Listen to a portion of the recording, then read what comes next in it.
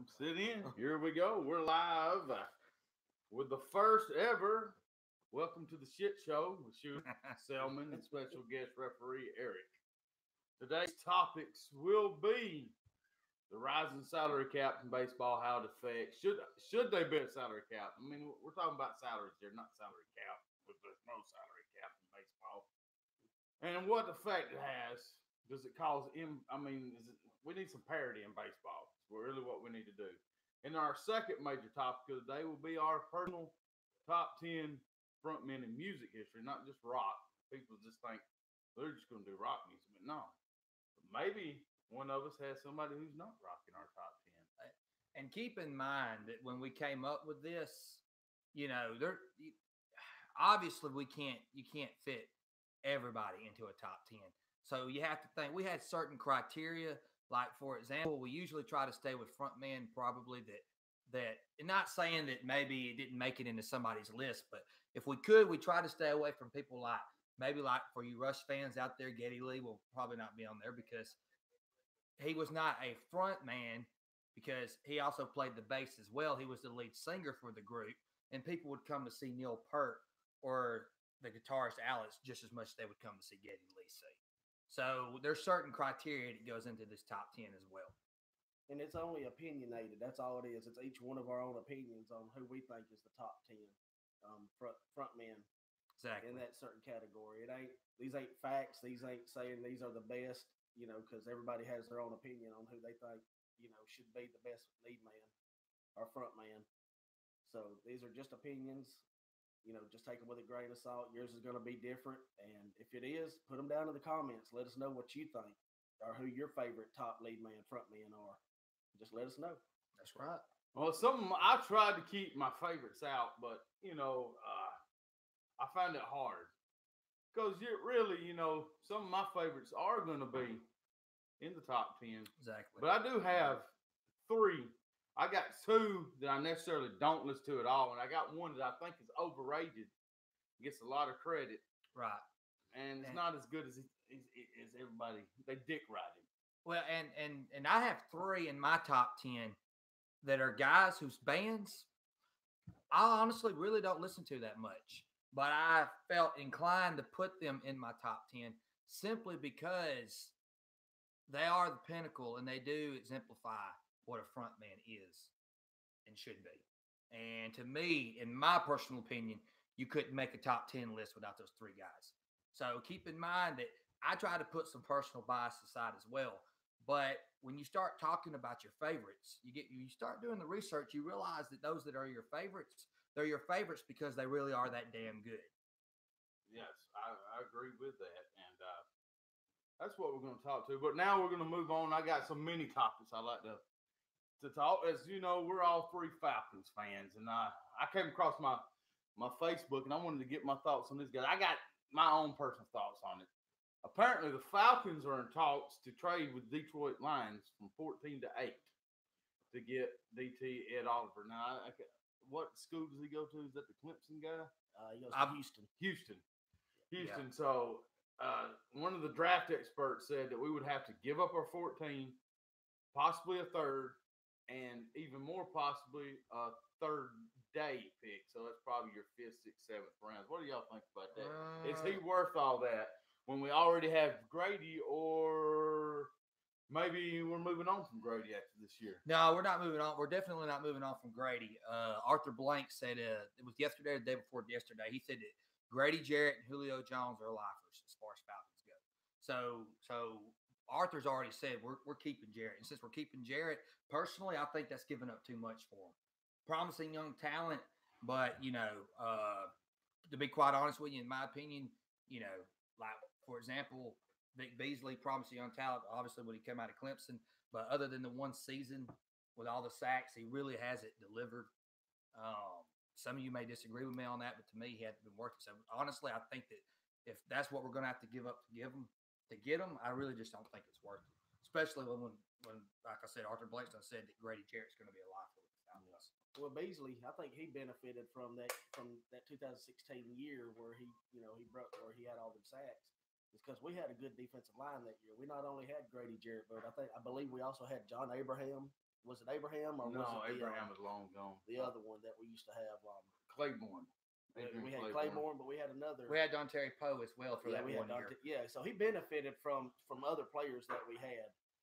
And I think that most of them sacks, there was a 3-game stretch, 3 games, I think, where he had 3 sacks, and they were against weaker tackles. Like, I think one of them sacks games was against the Cowboys, and they had, I think Martin was out. So you got to put that Zach Martin wasn't playing. And then the other 3-game sack game I know was the Broncos, and that year their fucking right, their left tackle was hot garbage. In other words, like 9 of probably like of his how many tackles he had that year? Was it 16? 16. So in other words, you can say that half pretty much came three different games, 3 apiece. There's about 9 there. That's more than half of your sacks for that season against crappy offensive lines. Crappy offense.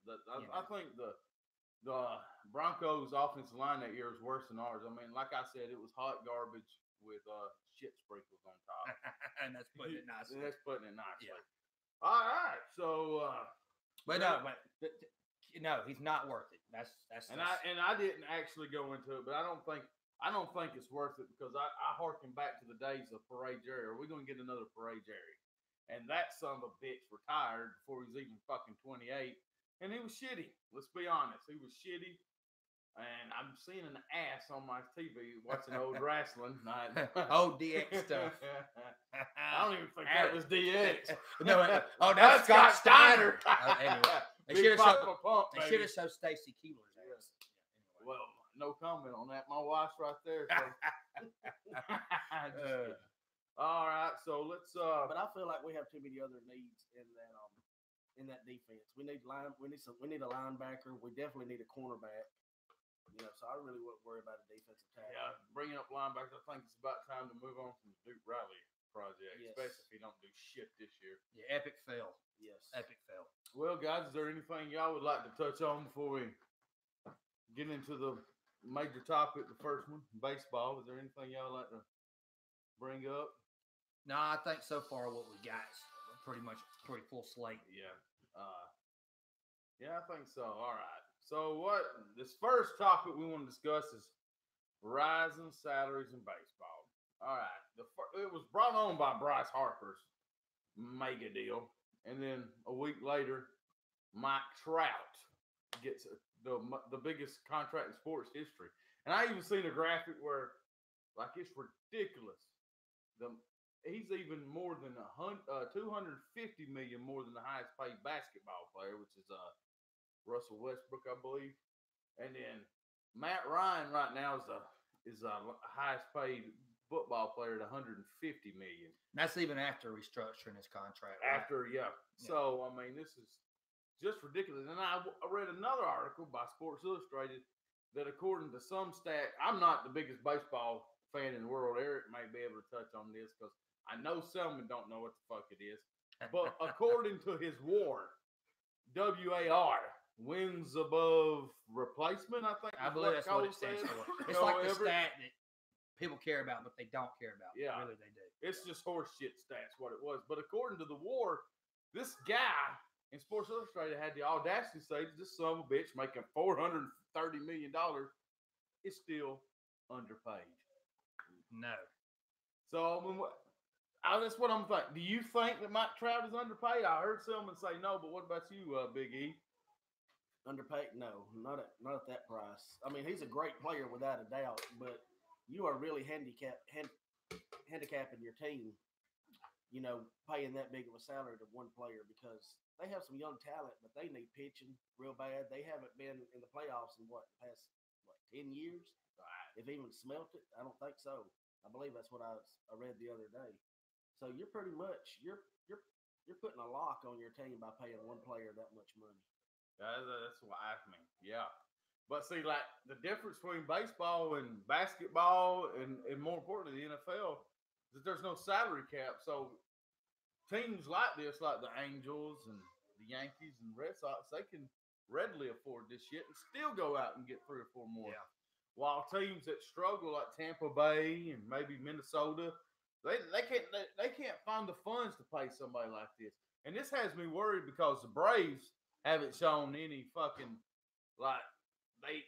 I think they overpay Freddie Freeman, but I mean that's just my personal opinion. But his salary pales in comparison. He's barely over 100 million.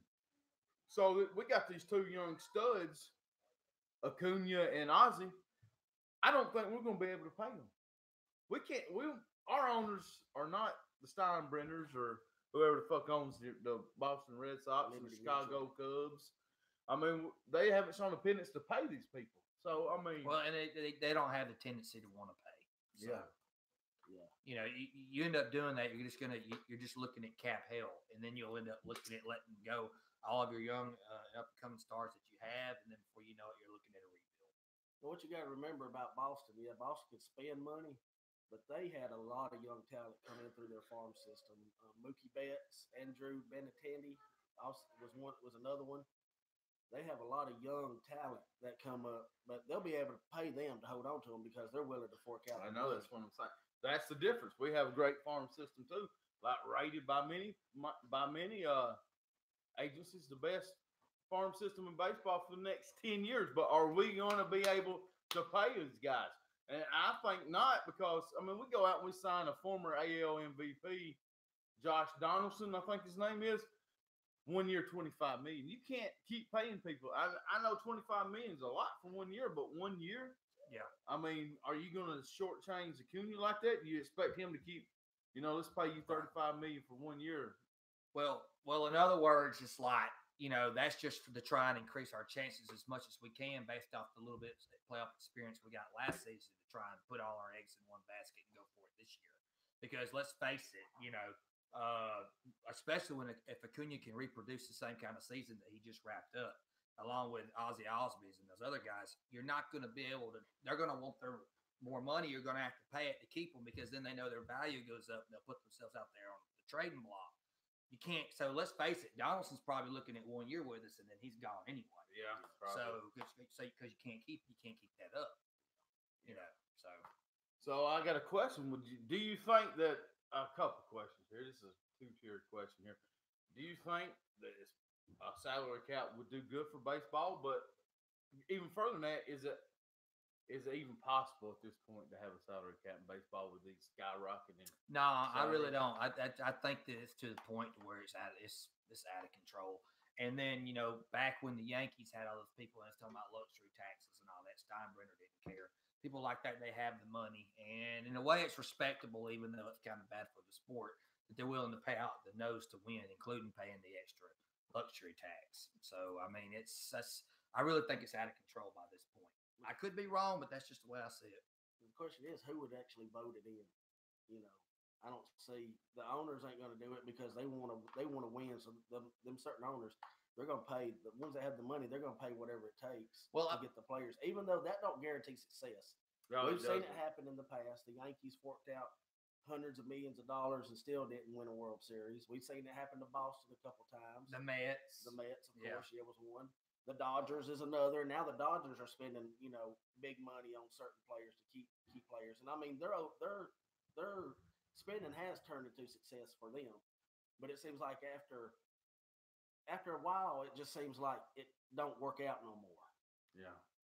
So that's the question. Who would vote it in? The players ain't going to vote it in, and the owners ain't going to vote it in. Well, the one owners that probably would are going to be your small markets. Yeah. Your smaller markets that are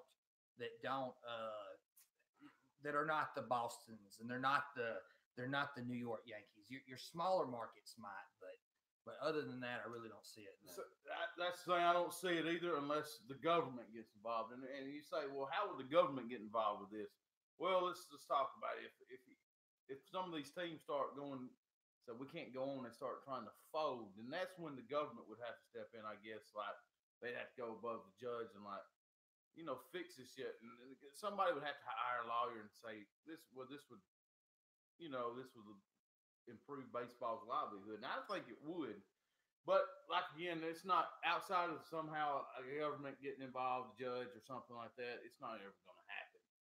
But I think that it would do better for more parity. I mean, because we all know the popularity of baseball since football's taken over the last 25, 30 years. And I mean, it's just sad because baseball was once America's pastime, but I just don't see a man worth $430 million. No, nobody's worth that Not much. just one. Nobody's worth what Harper's making, 340 or whatever. Yeah, we're picking on Trout, but the real enemy here, because Trout is a better ball player, I think, and he's a better human being. And I'm not saying that Harper's a bad human being. He just has a lot of growing up to be. He's very immature.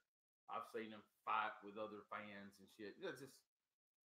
It's just sickening that these people make that much money when we got teachers who barely get by. We got police officers who resort to doing dirty shit, selling drugs and shit because they put their lines on for us to keep order, and they only make not even $60,000 a year. And how about the military? Yeah, and our teachers. And I mean, like it's ridiculous. I mean, but then again, I guess simple economics 101, supply and demand.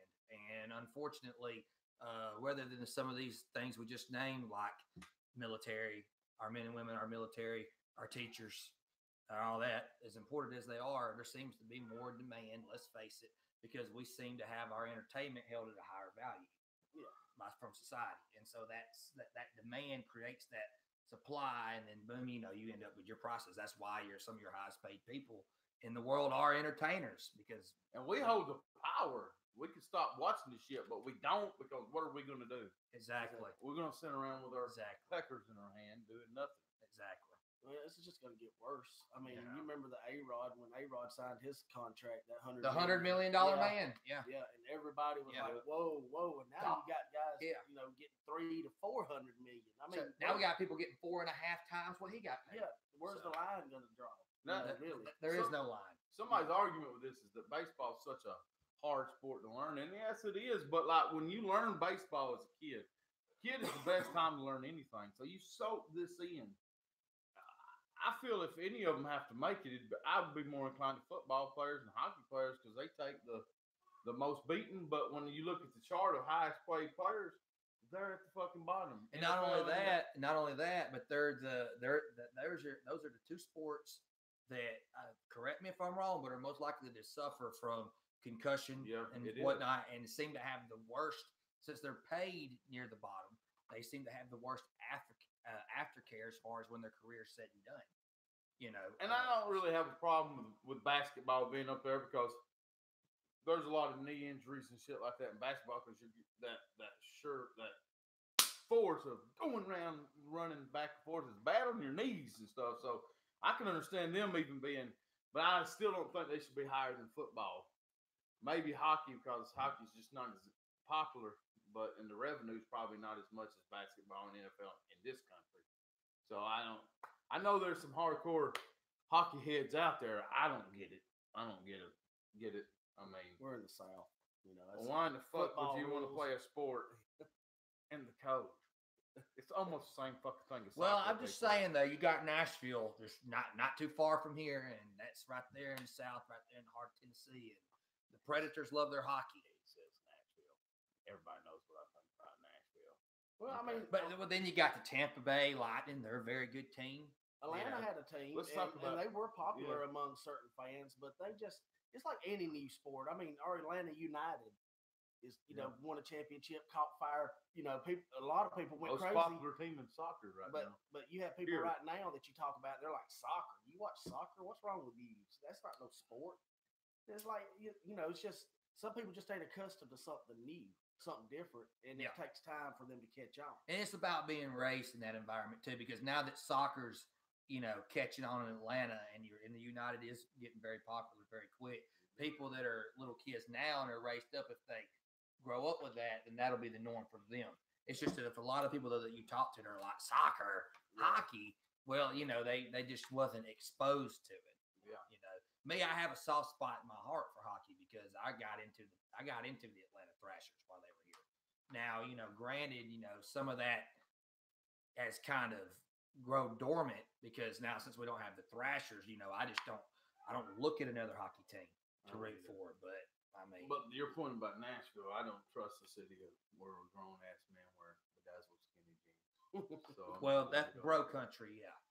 Yeah, but let's face it, whether they come from Nashville or they come from Dallas, Texas, or wherever, country music these days, that's how they're going to make it. Bro country, that's a different topic for a different. Yeah. We can. Different day. Yeah. But so I guess we're pretty square up on this, unless y'all have anything else to add about the salary in baseball. I think it would help out a lot. I think it would even the playing fields a whole lot more. But it's just not gonna happen. It's just not gonna happen. You ain't gonna have nobody voting in. And unfortunately, it's just baseball's gonna be how baseball's been past 20, 50, 25, 30 years, if not longer. Yeah, but you know what? But as far as the parity in baseball goes, I still don't think it's still anywhere near as bad as the lack of parity that you have right now in the NBA with all these teams that go and get their Fab Three, or their everybody's building their own all-star team that's on the team, and then you got the same 4 teams competing in the Eastern and Western Conference titles for a shot at the NBA title every year. I don't get their salary cap at all. They have a salary cap, but yet these teams find ways around it. Yeah, they have like an extra luxury tax or something that they get penalized after. So it's weird. It's even when I play 2K and NBA Live, I can't understand how it fucking works on the game. Like it's like I was looking at some of these teams. They're like 25 million under the cap. I mean, over the cap, like the Warriors. How in the fuck did they handle it? I mean, yeah, I get your point there. Yeah. All right. Well, here we go to the intermission part of the show, and what I would like to do every week is I have a little thing for myself I'd like to do. Shit, I'd rather listen to than Luke fucking Bryan.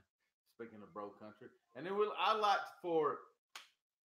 there was this guy, Selman's father, Jim. He would most definitely be a part of this podcast. He was here, but he passed away this year. So I would like every week for Selman to tell a short, not safe for work, but funny, Jim Selman story. Not safe for work. Not safe for work.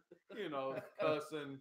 It's probably got titties involved. Well, hey, if I'm telling a Jim Selman story, it's definitely not PG-13. Meaning it's going to be above that. It's probably going to be R, maybe even NC-17, and God forbid, some of them might even be triple X. But I don't know if I want to hear any of them. I can't. You're putting me on the spot. So we're going to start with Did you think of a good one today? No, I didn't think I would be doing that today. But I mean, I can just come up with one off the rip. One off the rip, because I think if anybody watches this, to know Jim wasn't necessarily to love Jim, but I loved him.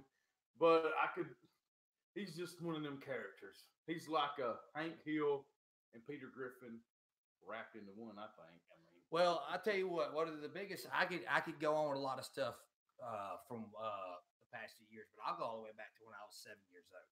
So when we were 7 years old, we was a family with one vehicle, okay? So my mom worked and my dad worked, but we had one car. So my mom would have to get us up in the morning. We'd get in the car, and she'd drive my daddy. That's Jim, okay, Big Jim, drive him to work. And then she'd drop him off, and then she'd drop us off at school, and then she'd go into work, and then she was able to get off, and then go pick him up, and then we'd ride the school bus home. Okay. Well, one of those mornings where she was in the process of driving him to work, my daddy was like, you got to pull over right here. You got to pull over. I got to take a shit. Okay. Well, so we pull over, and he goes and he takes a shit. And I'm like, well, Mama, I got to pee.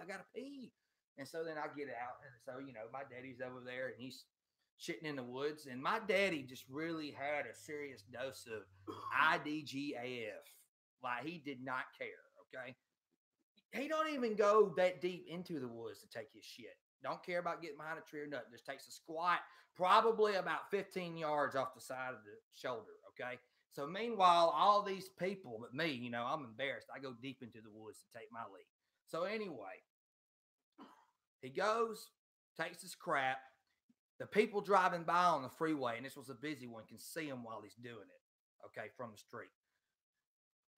When it's all said and done, he gets done. I'm like, Daddy, you don't have any toilet paper? He said, son, I don't need toilet paper. We got leaves. Starts grabbing shrubs, wiping his ass with them. Okay. check this out. That ain't even the best part of the story. When this is all said and done, about 2 or 3 days later, my daddy's writhing in pain, talking about the itching and the burning.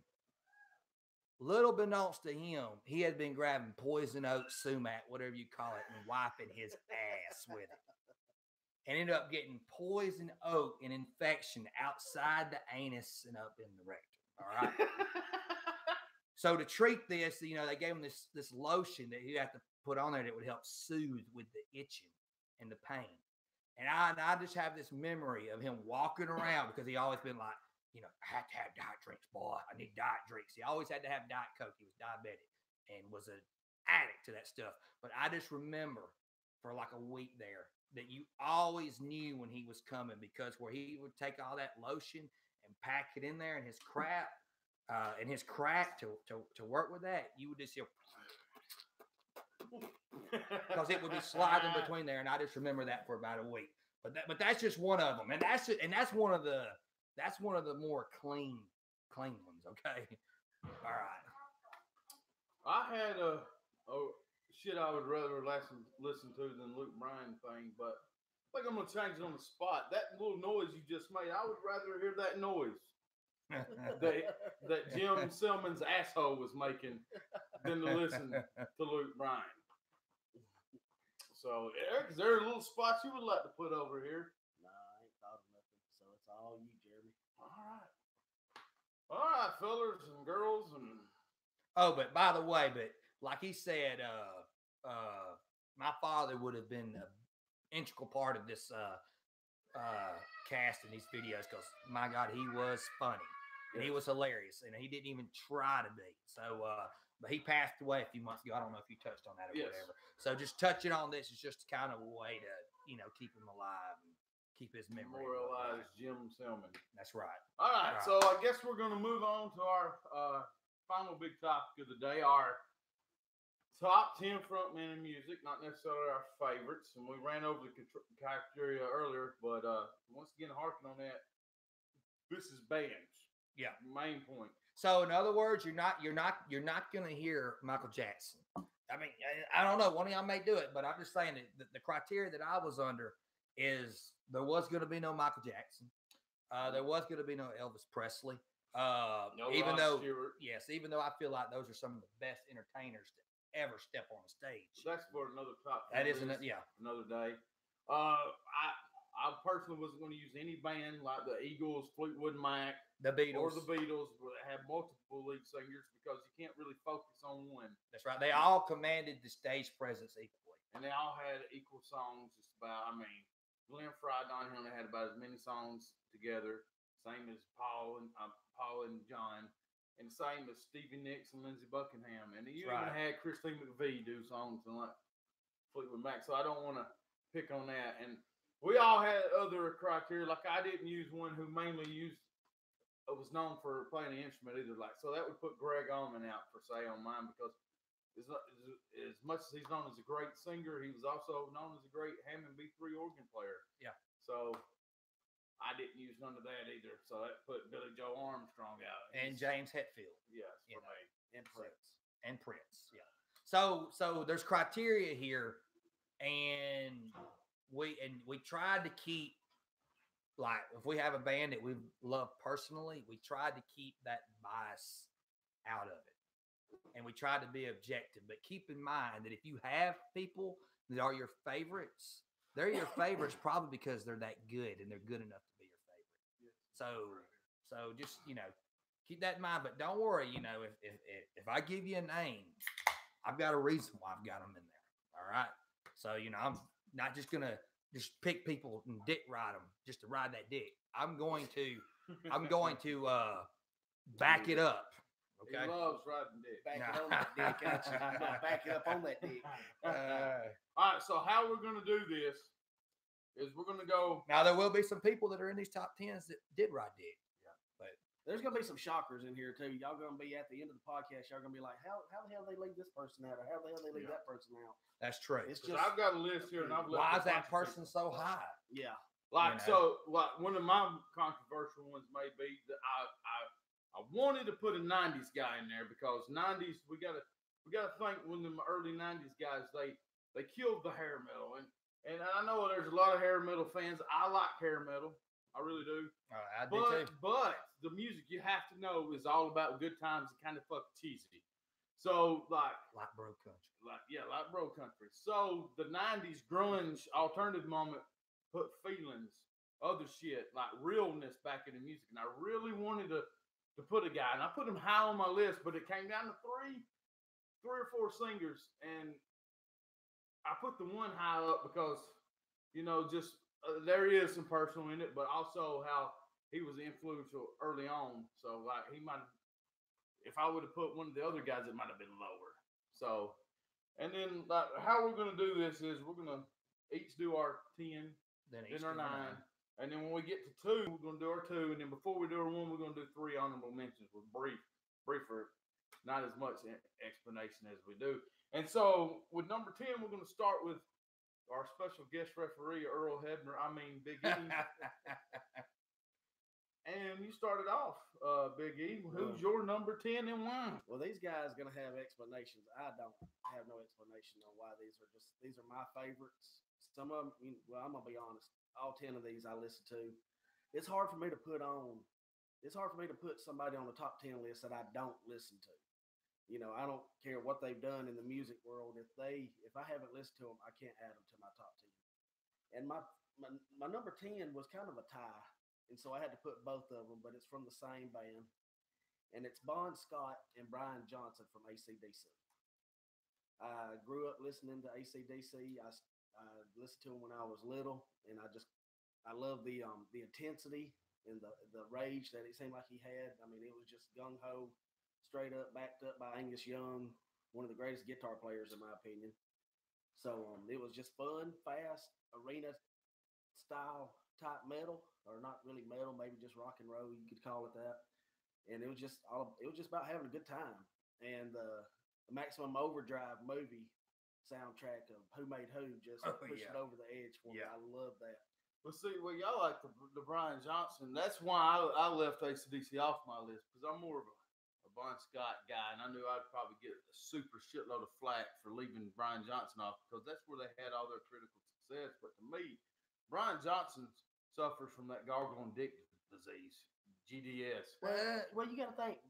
Bon Scott, though, sounded like he had liquor, cigarettes, and maybe swallowed a small baby down in there. Yeah, but he's the one who started it all. I mean, Highway to Hell. But Highway to Hell was like right there. They were getting critically successful. Then 4 months later, he's dead.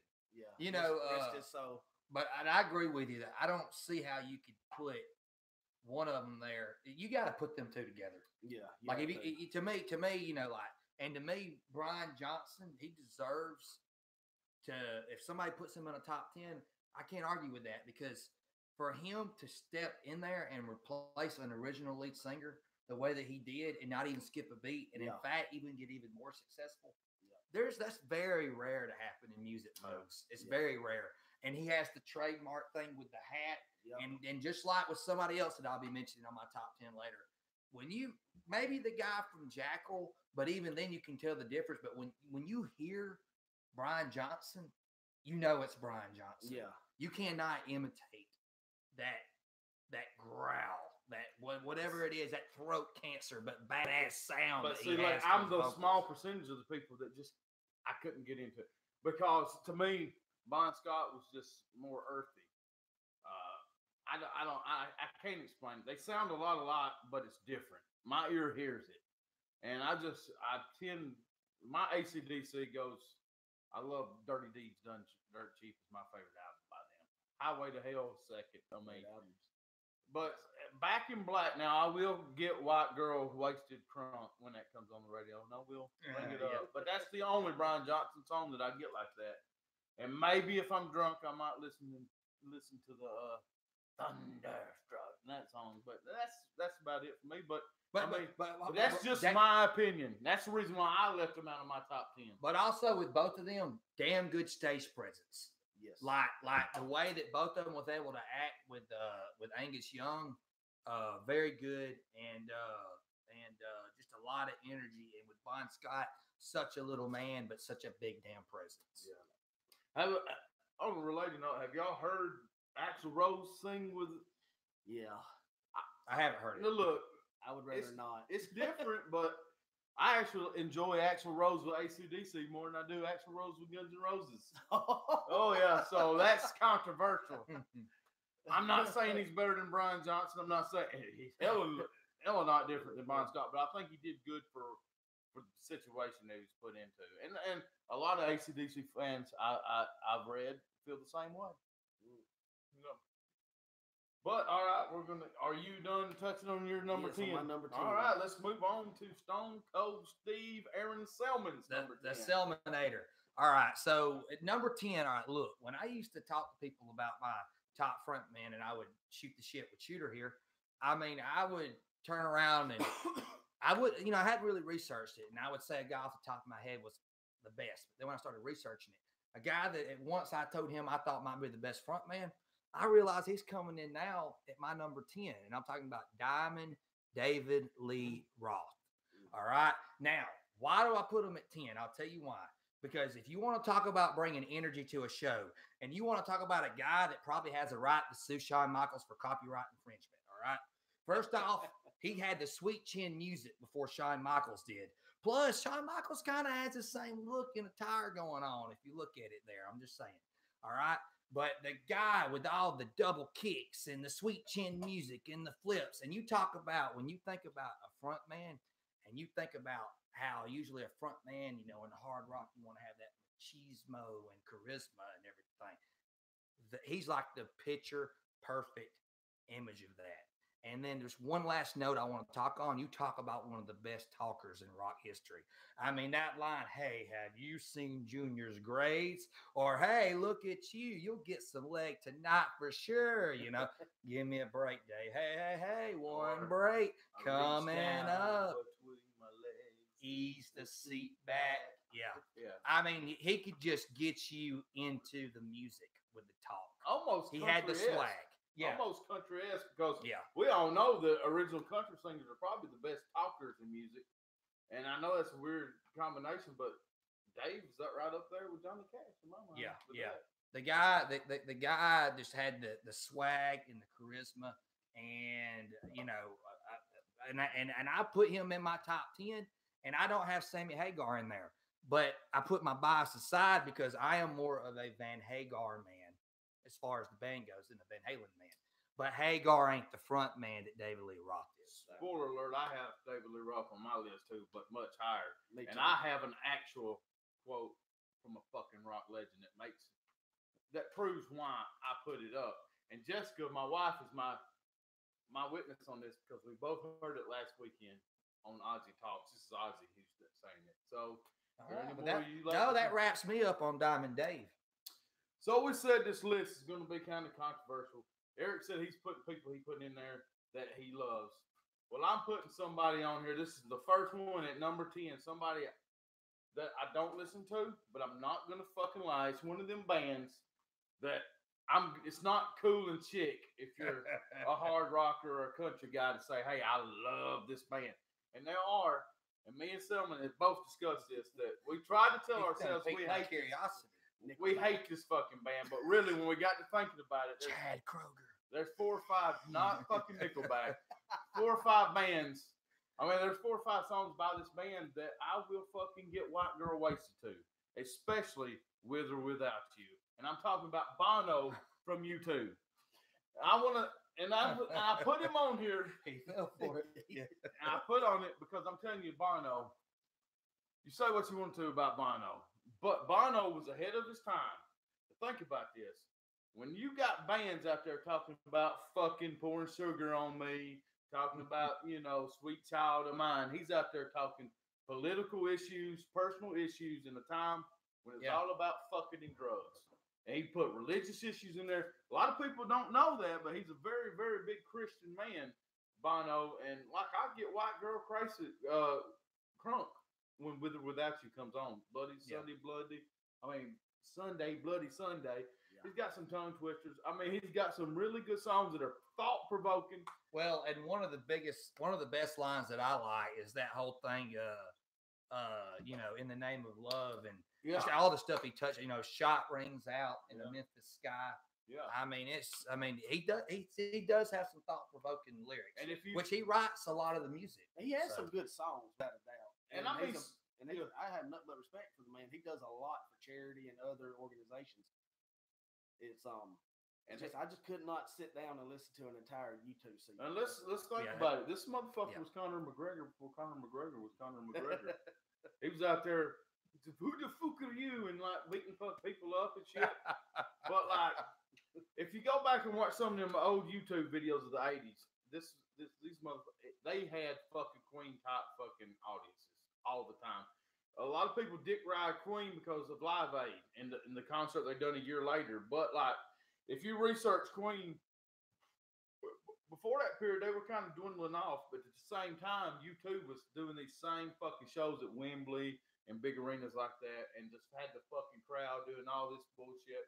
And so, that's why I put him on there. I mean, is it one of my go-to bands? No, I have to be in the mood. But like, if it does come on the radio, like I said, With or Without You, In the Name of Love, I will crank that fucking shit. And listen, they're one of them rare bands. I got Sirius XM. They're played on classic vinyl. They're played on classic rewind. They're played on deep tracks, and they're played on lithium. A lot of people don't realize that, but they're played on lithium with all the grunge and alternative bands because, like I said, they were a precursor to that because they harkened back to a time to putting real shit back in the music that had been lacking from some of these hair bands. So I do love hair bands. They're cheesy and shit, but I do love them. But sometimes with your music, you want to have a good time. You want to have a good time. Nothing but a good time. But it doesn't thought provoke you. Okay, you're not going to have thoughts like, damn, I learned something. Listen to fucking voices. You're just not going to. All right, so I think I'm done. I think we'll move on to Big E's number 9. All right. My number 9 is, without a doubt, I don't know if y'all have them on y'all's list, because it seems like our list are going to have a couple people that's common, you know. Oh, yeah. But my number 9 frontman of all time is Axl Rose. Did not make my list. Did not make mine either, actually. But go ahead. Go ahead. Elaborate if you want to. I don't really know what to say about him. It was part of a great band, Guns N' Roses with Slash and Duff and them. I mean, it was just that first album, Appetite for Destruction. It was unreal when it first came out. Welcome to the Jungle, Paradise City, Sweet Child of Mine. I mean, every one of us rocked that. Anybody that listens to rock and roll rocked them songs. So the reason why, and like I said, it's, you know, this is an opinionated thing.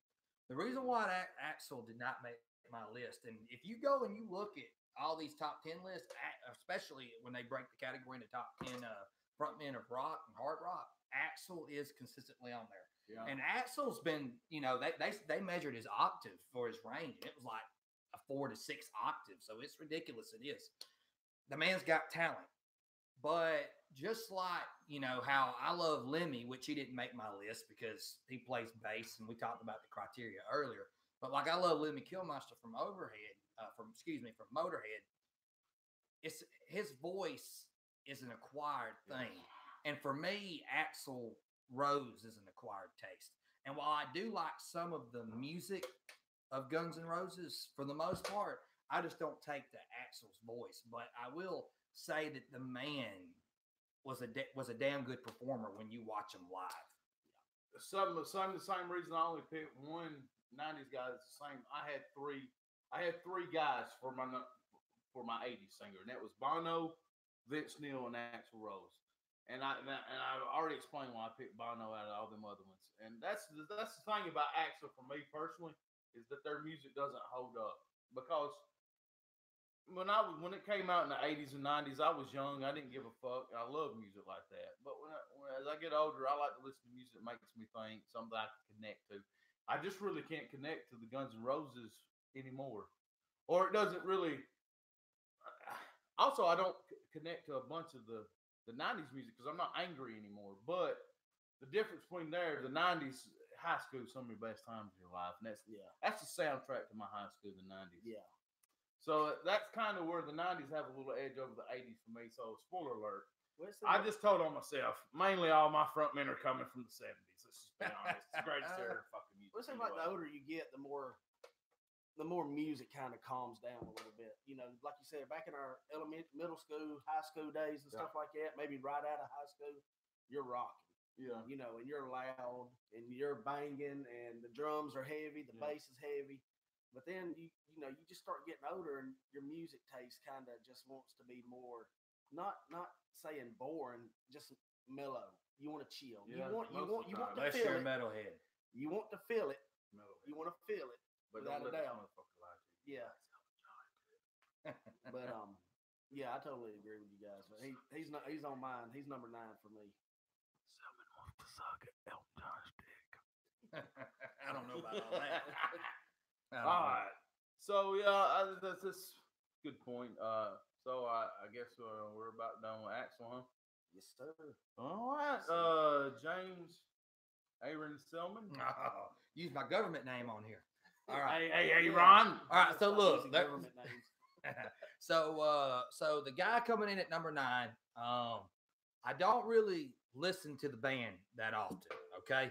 But the guy's stage presence and his singing ability, it just cannot be ignored, okay? And I'm coming in at number 9 for me personally from The Who is Roger Daltrey. Okay, so first off, when you just think of a good classic middle of the road kind of rock voice, I've never seen him live. That's true. I think of Roger Daltrey. Just think of Paul Rogers, except give Paul Rogers an upgrade and give Paul Rogers a lot better stage presence. This is controversial with me, maybe. And you've got Roger Daltrey. No, because Roger Daltrey to me is that he's got that perfect voice for rock. And then just when he gets on the stage and you watch him, because while I was doing my research, I was watching his moves on stage and just the feeling and the writhing in his body when he gets to do it. 70, by the way. And yeah, and that move that he created with the whole thing with the microphone when he can take it and do it like that. I mean, the dude's just unbelievable. And I mean, like I said, and then I sat down and did my research. I started listening to more of the Quadrophenia album, which I haven't really listened to that much. And I'm talking about a stage presence. But when I say the dude can sing, if I gave you one song to listen to by Roger Daltrey, listen to Love Rain Over Me. My God. Awesome and song. Live. You ought to listen to that. Live. You ought to listen to the whole album on LSD. Yes. It makes you I'm not kids. I am not condoning the use of LSD in any way. But I discovered this album on my own, and then I told Eric about it. And the look on Eric's face when he came out of his bedroom after listening to this shit with headphones explained it all. It's like he had talked to God. He had seen the face of God and had a discussion with him. He's like, oh my God, that was so awesome, he said. Something like that. It was something like that.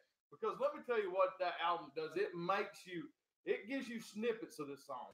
It's like, at first it plays the guitar, and then like you'll hear it like you'll hear the ocean, the tides in the ocean, but that'll fade into Love Rain on Me. Awesome. And it's almost like when you're tripping balls, you're like, God, I want this fucking. It's like an ejaculation at the best sex you could ever have. I have to admit that. And then when the song starts, when you're listening to it with headphones, it's like the drums that Keith Moon, my personal favorite drummer of all time, it starts off with your left foot and goes all the way up the top of the body, the right, all the way around. And then by the time he's singing it, man, it's like you're in fucking heaven. So I'm done on the ranting on that song. But that is my, if not my favorite song of all time, it's my second, because I have Purple Rain. It's them two right there. They're both Rain songs, by the way. And just one more point I wanted to make about them is, of course, we all know about, with Pete Townsend and everything, and the whole Nirvana, with their rip off of them, the bashing and destroying all those expensive instruments while they was on stage. He started that, not Jimi Hendrix. That's right. And just he truly was a voice of his generation. And I feel like his attitude on the stage and the way that he sung and everything, like he was a voice for that rebellious era, I think, of his generation. But I'm done with Mr. Daltrey. I think if you're a metalhead, out of the out of the three original British bands there, the Beatles, Rolling Stones, and the Who, you'd kind of probably resonate with the Who's music a little bit more. Yeah, and Daltrey. Yeah, his style. All right, number 9. I'm here. This is called Welcome to the Shit Show, and we're about to stir up some shit right here because this guy has a lot of dick riders, and at one time I was a dick rider of this guy. But the older I get, the more plain Jane their music sounds, and I'm talking about Robert fucking Plant of Led Zeppelin. So I have him at number 9. Now look, I do not listen to Led Zeppelin. At one time, 20 years ago, I was the biggest fucking Led Zeppelin fan you could have. I got so excited when I bought the CD box set with every one of them. And I mean, and it's still a great band to get fucked up to and listen to. But like, I just can't. Now there are certain songs that I will still like, Over the Hills and Far Away. I will crank that shit. And that one song about I got a woman who stays on the phone all the time. I love that fucking song. Now there's still, you know, and a high amount of numbers, 9 or 10. But like when I listen, I just feel that he's overrated. He didn't do nothing other than just be a sex symbol. All right, but my question to you is, if you feel that he's overrated, why is he coming in at number 9 on your list? Because, I mean, it's Led Zeppelin. They're the most commercially successful rock band of all time. We can't argue with that. As Tony Schiavone, we were watching Nitro, as Tony Schiavone said, he put butts in the seats. So, I mean, you can't go back and look at a show and say the shit went crunk, because it was. And that's another thing. They weren't the best live band, I don't think. And so that really hurts me. One thing that hurt them as far as live goes is that you would get John Bonham in there, which, yeah, he is one of your best drummers of all time. Top 5. But he would get on these 20-minute drum solos in the concert, you know, and just off, you know, and, you know, sitting there like, oh, wait, he's starting to sing this song starting now, you know. And another thing that hurts him is because, like, when you talk about frontmen, they stand out.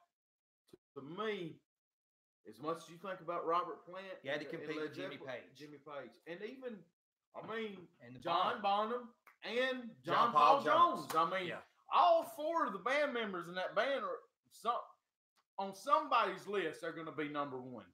They're going to be number 1 at their respective positions. Because when it comes to bassist, I'm not a huge bassist fan, but I will say that that's my favorite thing about the Led Zeppelin is the bass stands the fuck out a lot. So he would be in my top 1 or 2 as bassist, John Paul Jones, along with Barry Oakley, who's very underrated from the Allman Brothers. But that's really all I got to say about it. He's just plain and vanilla to me now, and it's more of a thing that I've grown out of it. But I know what he's done for rock and roll to put him on my list. And you remember Eric Bischoff said controversy creates cash. So I wanted to be very controversial. So I put him at number 9. Some cash would be nice too. Yeah. So I guess I'm going to move on. If anybody else has a point, do you have a point about Robert Plant? All right, Eric. Yeah, he's on my list, but he's on down. But well, I mean, that's the same thing. Like, he's got 2. His 2 is higher on my list than what they are on his. So. Yeah, what are we going to say when it comes to them? Well, I'm going to give my personal rebuttal to him on David Lee Roth from a valued source, Ozzy fucking Osbourne. All right. Well, I'm going to get a little bit more controversial here, too, because I know this is not going to be popular at all, especially probably among these people. He's sitting here in the room with me, and you people watching at home. But my number 8 is John Bon Jovi. And it just came, I mean, women do love Bon Jovi.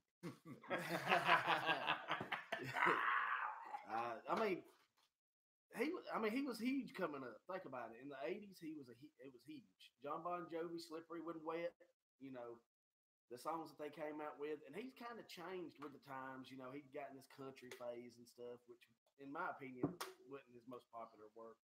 You know, stick to what made you great, and that was the rock music. But it was, you know, hair metal band, you know, and I love Bon Jovi when they came out. It was good music, you know, good rocking music, and he's one of my favorite lead men. I mean, this is a no judgment zone here, but what no judgment zone. But and this is not going to be very politically correct too. And I want to keep in mind, but before I say this is not my personal thoughts. I do not use this word. Okay. But my uncle, I remember this, and I remember it as if it was yesterday. My mama was over at my grandmother's house, and my Uncle Brooke, who's no longer with us, he was talking to her, and my mom said, and they were watching, I guess, MTV, and Bon Jovi. Mom was like, "Oh my God, he sings so great, and he's so good looking." And my uncle turned to her and said, "There ain't two people like Bon Jovi, faggots and women." And that's not my word, because Lord knows, but this was the 80s, people. Just remember that. And that stuck with me. And I knew that I wasn't homosexual, and I'm sure I don't have a vagina. Somebody on Facebook made that known to me lately. But another day, another time. But that's what that just kind of stuck with me. So it kind of like an outside influence, kind of like maybe not ever really enjoy Bon Jovi. For me, I can understand why Bon Jovi would be on somebody's list. But for me, Bon Jovi was just one of many. You know, you could talk about the lead singer from Cinderella. He's just the same as just another Bon Jovi. Joe Elliott. Joe Elliott, the guy that sung Carrie with that group Europe. Warren. But dime a dozen. That's why the 80s hurt me. I mean, that hurt my list. Well, Bon Jovi, though, he could work the crowd. You could tell it in his live performances if you've seen him live. I watched some live performances of him on YouTube the other day, and I mean, he could get the crowd into it. He could move them. And then I think any rock band is going to move the crowd. You know, really. He's a good actor. He's a decent actor. He is. He's a decent actor. But you know, get back on somebody we talked about a minute ago. I don't think they really moved the crowd, but they were a great rock band. I'll talk about that later when we get to that person. But you know, he was a great performer on stage. You know, he wasn't David Lee Roth performing wise. But not many are. Yeah, not many are. But he'd get up there and he'd move and he'd dance and he would sing to the crowd and he'd get the crowd riled up and everything. And he just wanted to have a good time, and he had a voice. He had a voice. Eric is a huge mark for 80s music too. Well, now I am as well. I mean, I am too. But I've always said my love for 80s is because it's fucking cheesy. Like one of my top 10 80s songs is "My Girl Likes to Party All the Time," and it's not because of song quality, singer, or the voice. It's just how fucking 80s that video really is. And it's got a good "My girl likes to party all the time, party all the time." All right, let's move on. Who was that, Jeremy? Who sung that? Eddie fucking Murphy. Eddie, yes, you're right. Eddie Murphy, the same one who was played Dr. Doolittle for you. But I mean, people like me know that it was what's his face first, Jerry Lee Lewis, or Jerry Lewis, not Jerry Lee Lewis. Jerry Lee Lewis likes fucking 14-year-old cousin. That's not a good thing either. All right, moving on to Selman's number 8. All right, so my number 8 would probably be number 1 on a lot of people's lists, especially like Rolling Stone magazine and stuff. And my number 8 is, speaking of Rolling Stone, the Rolling Stones, Mick Jagger. Okay, first off, I don't listen to a lot of Stones. Okay, but I will say that some of their stuff that they came out with in the 90s, I really did like that a lot, because I remember growing up and I liked the video to that. You know, your love is strong, you're so weak, and look, I got them up there, and I'll tell you why. Okay, first off, along with Chuck Berry's Duck Walk and the way that Angus Young does that thing with his guitar, one of the top rock moves up there is the Rooster Strut. You know, that I can't do it like you can't. That Jagger what's going on out there? And all that. And I mean, hey, the dude had the swagger. Okay, I mean, he took the god awful dance moves that he had on stage and made them so famous to a point to where there's a song about it now. The moves like Jagger. Okay, he was Justin Timberlake of the 60s. Well, I mean, and like I said, one of the most charismatic stage presences in rock history. One of the first bad boys of rock. I mean, you know, he never let up on the energy that he brought to the stage. And I mean, he had that gym quality. He just didn't give a fuck. Yeah. And I mean, you know, and I don't know if they still tour now, but I don't know. I know they're doing a smaller tour right now. Well, smaller. I know right up to even like he still brings that energy. And I mean, the dude's got to be like what in his 70s. I've seen him in 2002, and they were fucking awesome. I mean, awesome. yeah. So I mean, you just can't have a top 10 list They're without definitely Mick Jagger. They're definitely one of the bands that, to me, they're better to watch live than to listen to their shit. And if you're gonna listen to it on vinyl. But I'm really surprised that Mick Jagger's not higher on your list because you like to say dick riding. He was the guy who, in fact, rode an inflatable 80-foot inflatable dick on stage too. That's pretty cool. That's it. I mean, the awesome show. You know, out there ideas. I mean, you know, just. Rodney Carrington would later perfect that with the like swinging dicks on stage. I thought that was pretty good. Like you see at the car shows, the little guys that wave around. Well, Rodney Carrington had dicks on his stage that did that. But no, I mean that's what I got to say on Jagger. Well, we'll talk more about Jagger, I'm sure, because I know he's on my list. I don't know if he's on Eric's, but he's on my list.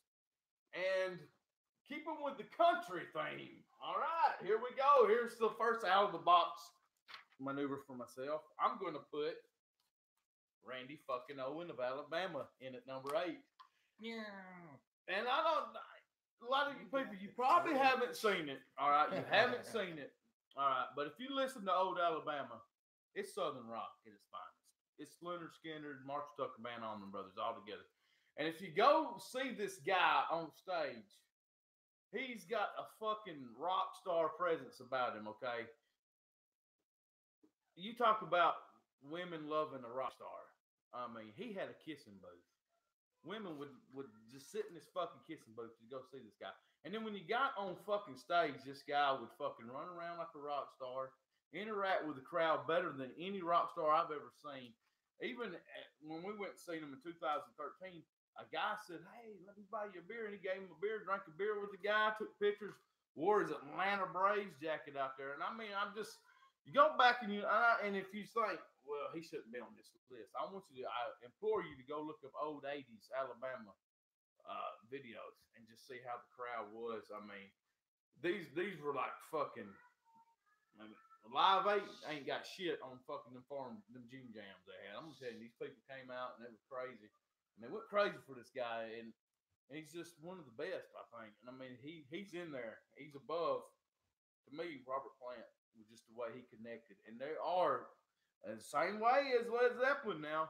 And you might argue with me, but they're the most critically acclaimed band in country music ever. And they won't ever be topped with their number ones. I mean, we've talked about this number ones. I mean, George Strait's never going to be top number ones, but Alabama and Merle Haggard and Led Zeppelin are up there with them, and Madonna. But that's just the way I feel about it. I know he won't be on y'all's list, but that's because y'all are nanny boo-boo heads. No, I ain't got no. When I think of a lead man, a front man, I think of somebody that's I don't know. They draw attention to themselves. And he didn't really draw attention to himself. Alabama drew attention to Alabama. No, to me, the one that drew my attention when I look at Alabama is the drummer. Yeah, the drummer. That dude. But he's no longer in the band anyway. He was a rock drummer too. But like, you just have to go see some of these old videos. Trust me, go watch these old videos. You'll see he brings that rock intensity. And I really wanted to put somebody outside the box. I get you. Yeah, and I didn't. It came down to him in one of my honorable mentions, and I'll get on it later. Why he got it over? It's basically because he didn't really have solo success like my honorable mention. Yeah. So, and they're both from Alabama. If you think long enough, you might find out who this guy is. All right, Eric. Let's go to number 7. My number 7 is another 80s guy, but they came in at the end of the 70s, but they got bigger in the 80s, and they got big in the 90s too, even though their music turned more pop rock than it did rock. But my number 7 guy is Steven Tyler from Aerosmith. He had a range. He had a vocal range that was real good. Him and Joe Perry, I believe that's right. Yeah, Joe Perry. Yeah, Joe Perry. The guitarist. Yeah, that was a hell of a combination right there. And they had a lot of good hits. And it was another band I grew up listening to. Yeah, a lot of people call him the Mick Jagger Yeah. of the USA. Yeah. You know, another guy, a lot of charisma, had his own look going on. You know, and I think the whole sachet thing or the scarf or whatever being tied to the microphone, I think of Steven Tyler. Yeah. I don't even want to come on camera because he's not worth it for me. If we were doing a list of top 10 overrated frontmans, I'm going to go ahead and give you a spoiler list. Steven Tyler comes in at number 1 with his big fucking lips and fucking strangly hair. Looks like a hobo living under a bridge. I am judging. This is a no judgment zone, but they sold out for the Panami in the 90s, and it really rubbed me the wrong way. And really, the only song by them worth the count is Dream On. And this original version to me, and he sounds different on that song. Even Selman's even noticed that before. They're like, that's the best song he ever recorded. And it was his very first song he recorded. And after that, he started shooting up that heroin. I think he might have shot it up in his vocal cords because it went to shit after that. I don't know. That Pump album's pretty damn good. Loving an Elevator, Jeannie's Got a Gun. That's a good album. What It Takes. Well, you know, I mean, you want to talk about shitty, you know, yeah, Get a Grip wasn't all that great. I mean, I do like Pump. Edge. I do like Pump, and their only ballad I do like is Whatever It Takes. But to me, they're overrated. And I'm not saying this is your list, and yeah. And I know I'm probably in the minority here. I know I'm in the minority here, but there is a movement out there of people who don't like Steven Tyler, and I'm one of them. And I probably started that group. But that's all I have to say. But no, I mean, he's got his own thing going on, which speaks for itself, and he's got another one of those voices that I feel like is indistinguishable. So he's got his own thing. He's carved out his own niche. I got to step away from the camera for a minute, so I'm gonna let Selmanator just start his number 7 whenever he feels like it. All right. So at my number 7 was somebody that was already mentioned earlier. All right. And I don't listen to this band that often, but I feel like this guy has to be in the top 10. And I'm talking about Robert Plant. Okay. Now, like I said, I don't listen to too much Zeppelin. All right. But if you think of a bluesy rock front man, Robert Plant is the epitome of that. Like, he had this voice that was just made for rock and roll. And at the same time, not only could he sing, but the man, he could wail as well. And he had a captivating stage presence about him. You know, there was something about him going out there, and he had the stereotypical look going on with those long blonde locks, and he'd get out there, and then he'd start singing and talking in this way, and you just almost felt like the music, not as much as this other guy I'll be naming on my top 10 list anyway, but he was able to do it to some success, was make the music like poetry. And also he was one of the first guys out there to prove that you could be hard and heavy, but it wasn't hard and heavy, just wasn't a sound. It was a look as well. And to me, he embodied that. But yeah, so Robert Plant is my number 7. Well, I've already gave my thoughts on Robert Plant, so I don't really have anything more to say about Eric. Do you? No. Everything you touch. Okay. Well, continuing on with the controversial. This is a band that I had to look out objectively outside the box here. This is not a band I do not get into. Do not get into at all.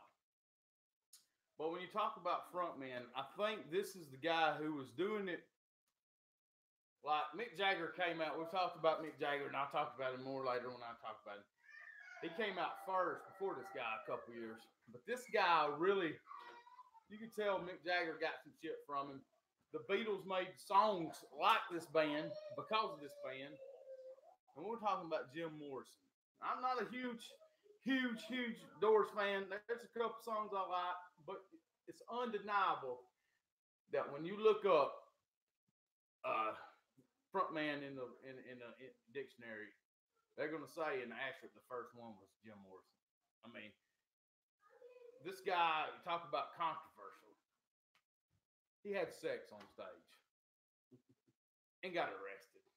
I mean, it doesn't get more controversial.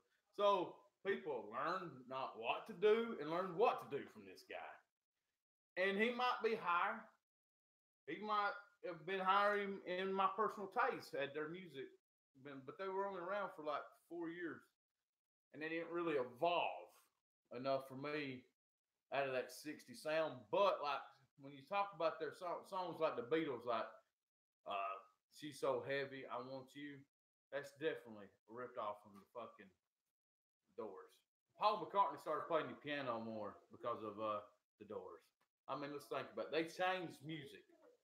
Many say for the better. I even say for the better, but it wasn't personally my type of music yet. Though I do like The End, and I do like Come On Baby, Light My Fire, and a few other songs. But just other than that, I put him on here just because he is the original guy. He might not be higher than most of more people. I mean, they might have him on their list. I don't know higher, but he's just number 7 for me because it's not really personally something I'm in. But he was the first. You got anything to add about Mr. Morrison? Yeah, I'll hold on comment about Mr. Morrison. And a little known fact for you Georgia people, Jim Morrison's father was born in Rome, Georgia. So I just couldn't I did not know that. I did not know that, but I could not get into Jim Morrison. I couldn't get into the Doors. It's just, I don't know. It's just the sound. It just. If I smoked more weed and done drugs in general, I'd probably like it more. Yeah, probably. But it just wasn't me. I just couldn't get into his sound. I couldn't get into his voice. It just sounded like when I'm trying to go to sleep, something I'd want to listen to when I'm trying to go to sleep. But that's all I have to say about the Doors and Jim Morrison. Well, moving on to number 6, Big E. Well, my number 6 is not going to be somebody that's on y'all's list, and I'm pretty sure y'all have something to say too. But I enjoy this guy's music. I enjoy his voice, and he's played for more than one band. He's actually sung for more than one band, and that's Maynard James Keenan of Tool. I do enjoy his voice. His voice is it's dark, it's mysterious. And it goes perfectly with the music he plays. He's played with Tool. He was the lead singer of A Perfect Circle. And it's just, I don't know, it's just something about when I listen to him, it takes my mind off to a dark place, to be honest with you. Yeah. And it's fun. I'm a horror fan. I love horror movies. Tool reminds me a lot of horror. Mm-hmm. Dark and psychedelic in a way, as their album covers used to be and stuff like that. It was just they were a fun band, even though he was real mysterious himself, because there was a lot of times I heard like on stage he would keep himself behind a curtain. He wouldn't come out and you wouldn't actually see him. But I believe his concerts was more like a show than it was actually just, he didn't want to be front and center, the main attraction. He wanted the music to speak. Yeah. For his that's band. the most important thing really when it comes down to it. It's yes. like the music. And another good guy that, like, I don't know, he was so good, or I talk about him like he's past tense, but he's still relevant today. But he's so good. He is so good at talking, but yet while he's talking, it's like he's singing with the music. I don't like, and then he'll start getting this thing where he's whispering lyrics. Yeah. And then all of a sudden start going into a growl. I mean, I think the guy's a genius. He's a musical genius. Yeah, I definitely. I thought about. Well, some people say he is a genius, and some people say Tom York of Radiohead is a genius. So when I think of Tool, I just think of if Rob Zombie decided to make music like Radiohead, that would be fucking Tool. And I mean, I just never got into him. I never got into it. It's that moody shit, like moody blues shit. I mean, they're the moody blues of our generation. That moody shit. I put them in the same vein as, to me, a heavier Radiohead, and they're just, I mean, even heavier 9 Inch Nails. And I just never got into either one of them two bands. And I mean, that's I know they've got a huge fans. But, I'm not a metal guy per se, and I'm especially not a 90s metal guy. That's why some people say Phil Messino or whatever the fuck his name is from Pantera. I was just listening to Cemetery Gates yesterday. Yeah. And I want a comment on people like that is like, I don't like him. I love the music of Pantera. But he felt like I've never liked streamers. And Phil however you say his name? El Salmo. He felt like his natural habitat was to scream. Like when in Cemetery Gates, screaming's only like 15% of the song. The other songs he's singing, and he seems like he is out of it. Don't know what the fuck he's doing. His pitch is up all over the fucking place, and and that's kind of like some of them heavy metal bands in the '90s. They're all like that to me. Like they wanted to rely on streaming too much. And I'll admit I've listened to a couple songs that play on Lithium, and there's a couple of them I like. Sober's one of them, but it's just nothing I deep delve into because it's just not my type of music. I hated '90s metal. One thing I've noticed about a lot of screaming bands, and that's they scream and it's kind of hard to listen to, but when they sing, it just seems like it's got a great melody. It sounds just so perfect. Right. Yeah, but they sing out of their element though sometimes. Yeah, but it's so different. Yeah. Because you're used to hearing and you don't, and then all of a sudden they come out of that and they go into like a chorus. And it's like, damn, is this another person? And no, it's the same person singing. And I know the lead singer of Pantera, he's actually on a lot of people's metal list as at least he's in a couple bands. Yeah.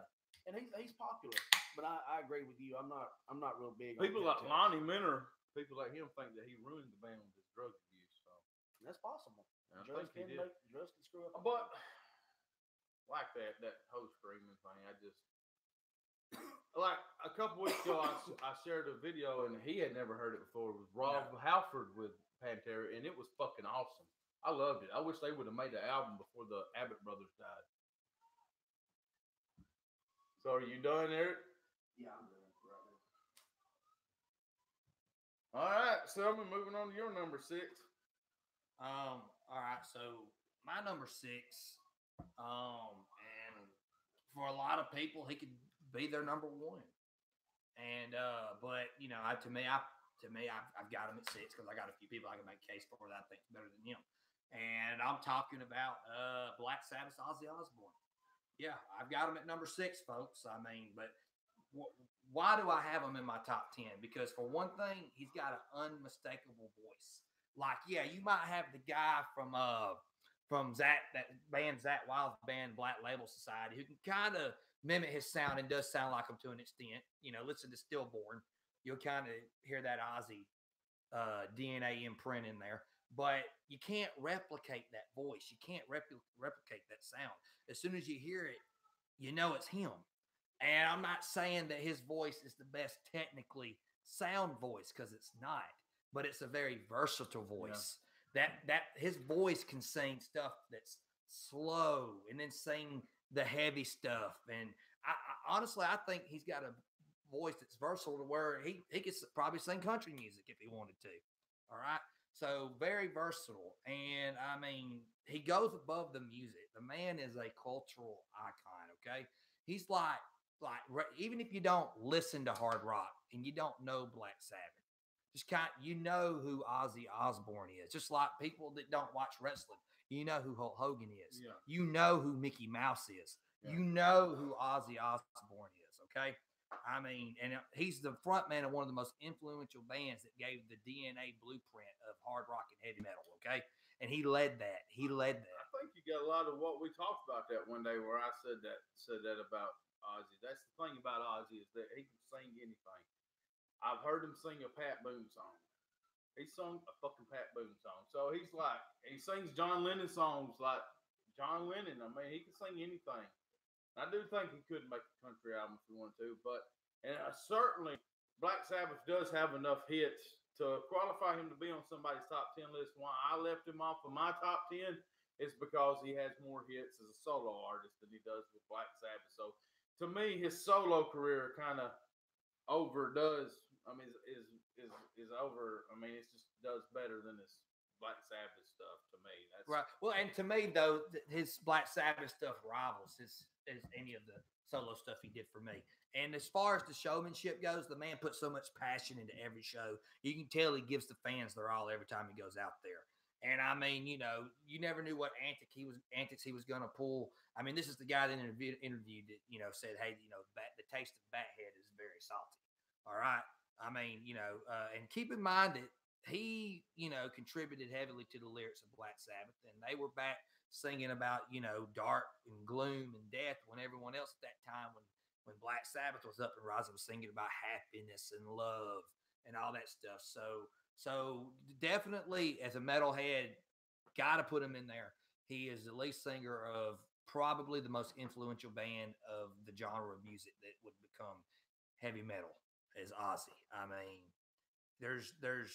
and also he makes my list because I'll tell you what, there was an interview I was watching when I was doing the research, and Ozzy was telling this guy that was conducting his interview how he comes about with his lyrics, and he says, well, he hears something, and he might hear something in a conversation, and then the one guy says, so basically you might put some Justin Bieber lyrics in your song if you hear Justin Bieber on the radio. And I can't do the Ozzy impression like you can, but he's like, oh, look, who the fuck's Justin Bieber? Okay. And he makes my top 10 list. Also, because the man was being sincere. He honestly did not know who the fuck Justin Bieber was. It'd be more like this. Hey, fuck Justin Bieber. It would be something like that. Maybe have a little drool coming down. But yeah, that's my number 6. Man, we're up to 6. Up to 6. And I think Eric stepped out for a minute, so we can get his thoughts on Ozzy later. Sticking with the heavy metal trend. Oh, that's kind of cool that kind of felt like that then. So 80s too, 80s and 70s and 90s. This is gonna be a love-hate with this guy. He's probably gonna love that he made my list, but probably hates that he's only number 6, and that's Rob Halford, who I consider of the metal god. Everybody calls him the metal god, and I consider him the greatest heavy metal band of all time, Judas Priest, because I love 80s and 70s metal. I've already touched I did not like the 90s because they got away from having the rock voice and the metal guitars to that screaming bullshit. So, I mean, but like Rob Halford is just influential for heavy metal. Like you poll, like people, certain fans, they'll be like, well, that's power metal, pop metal. But like if you poll all the metal bands that came after, they're all going to say they're up there.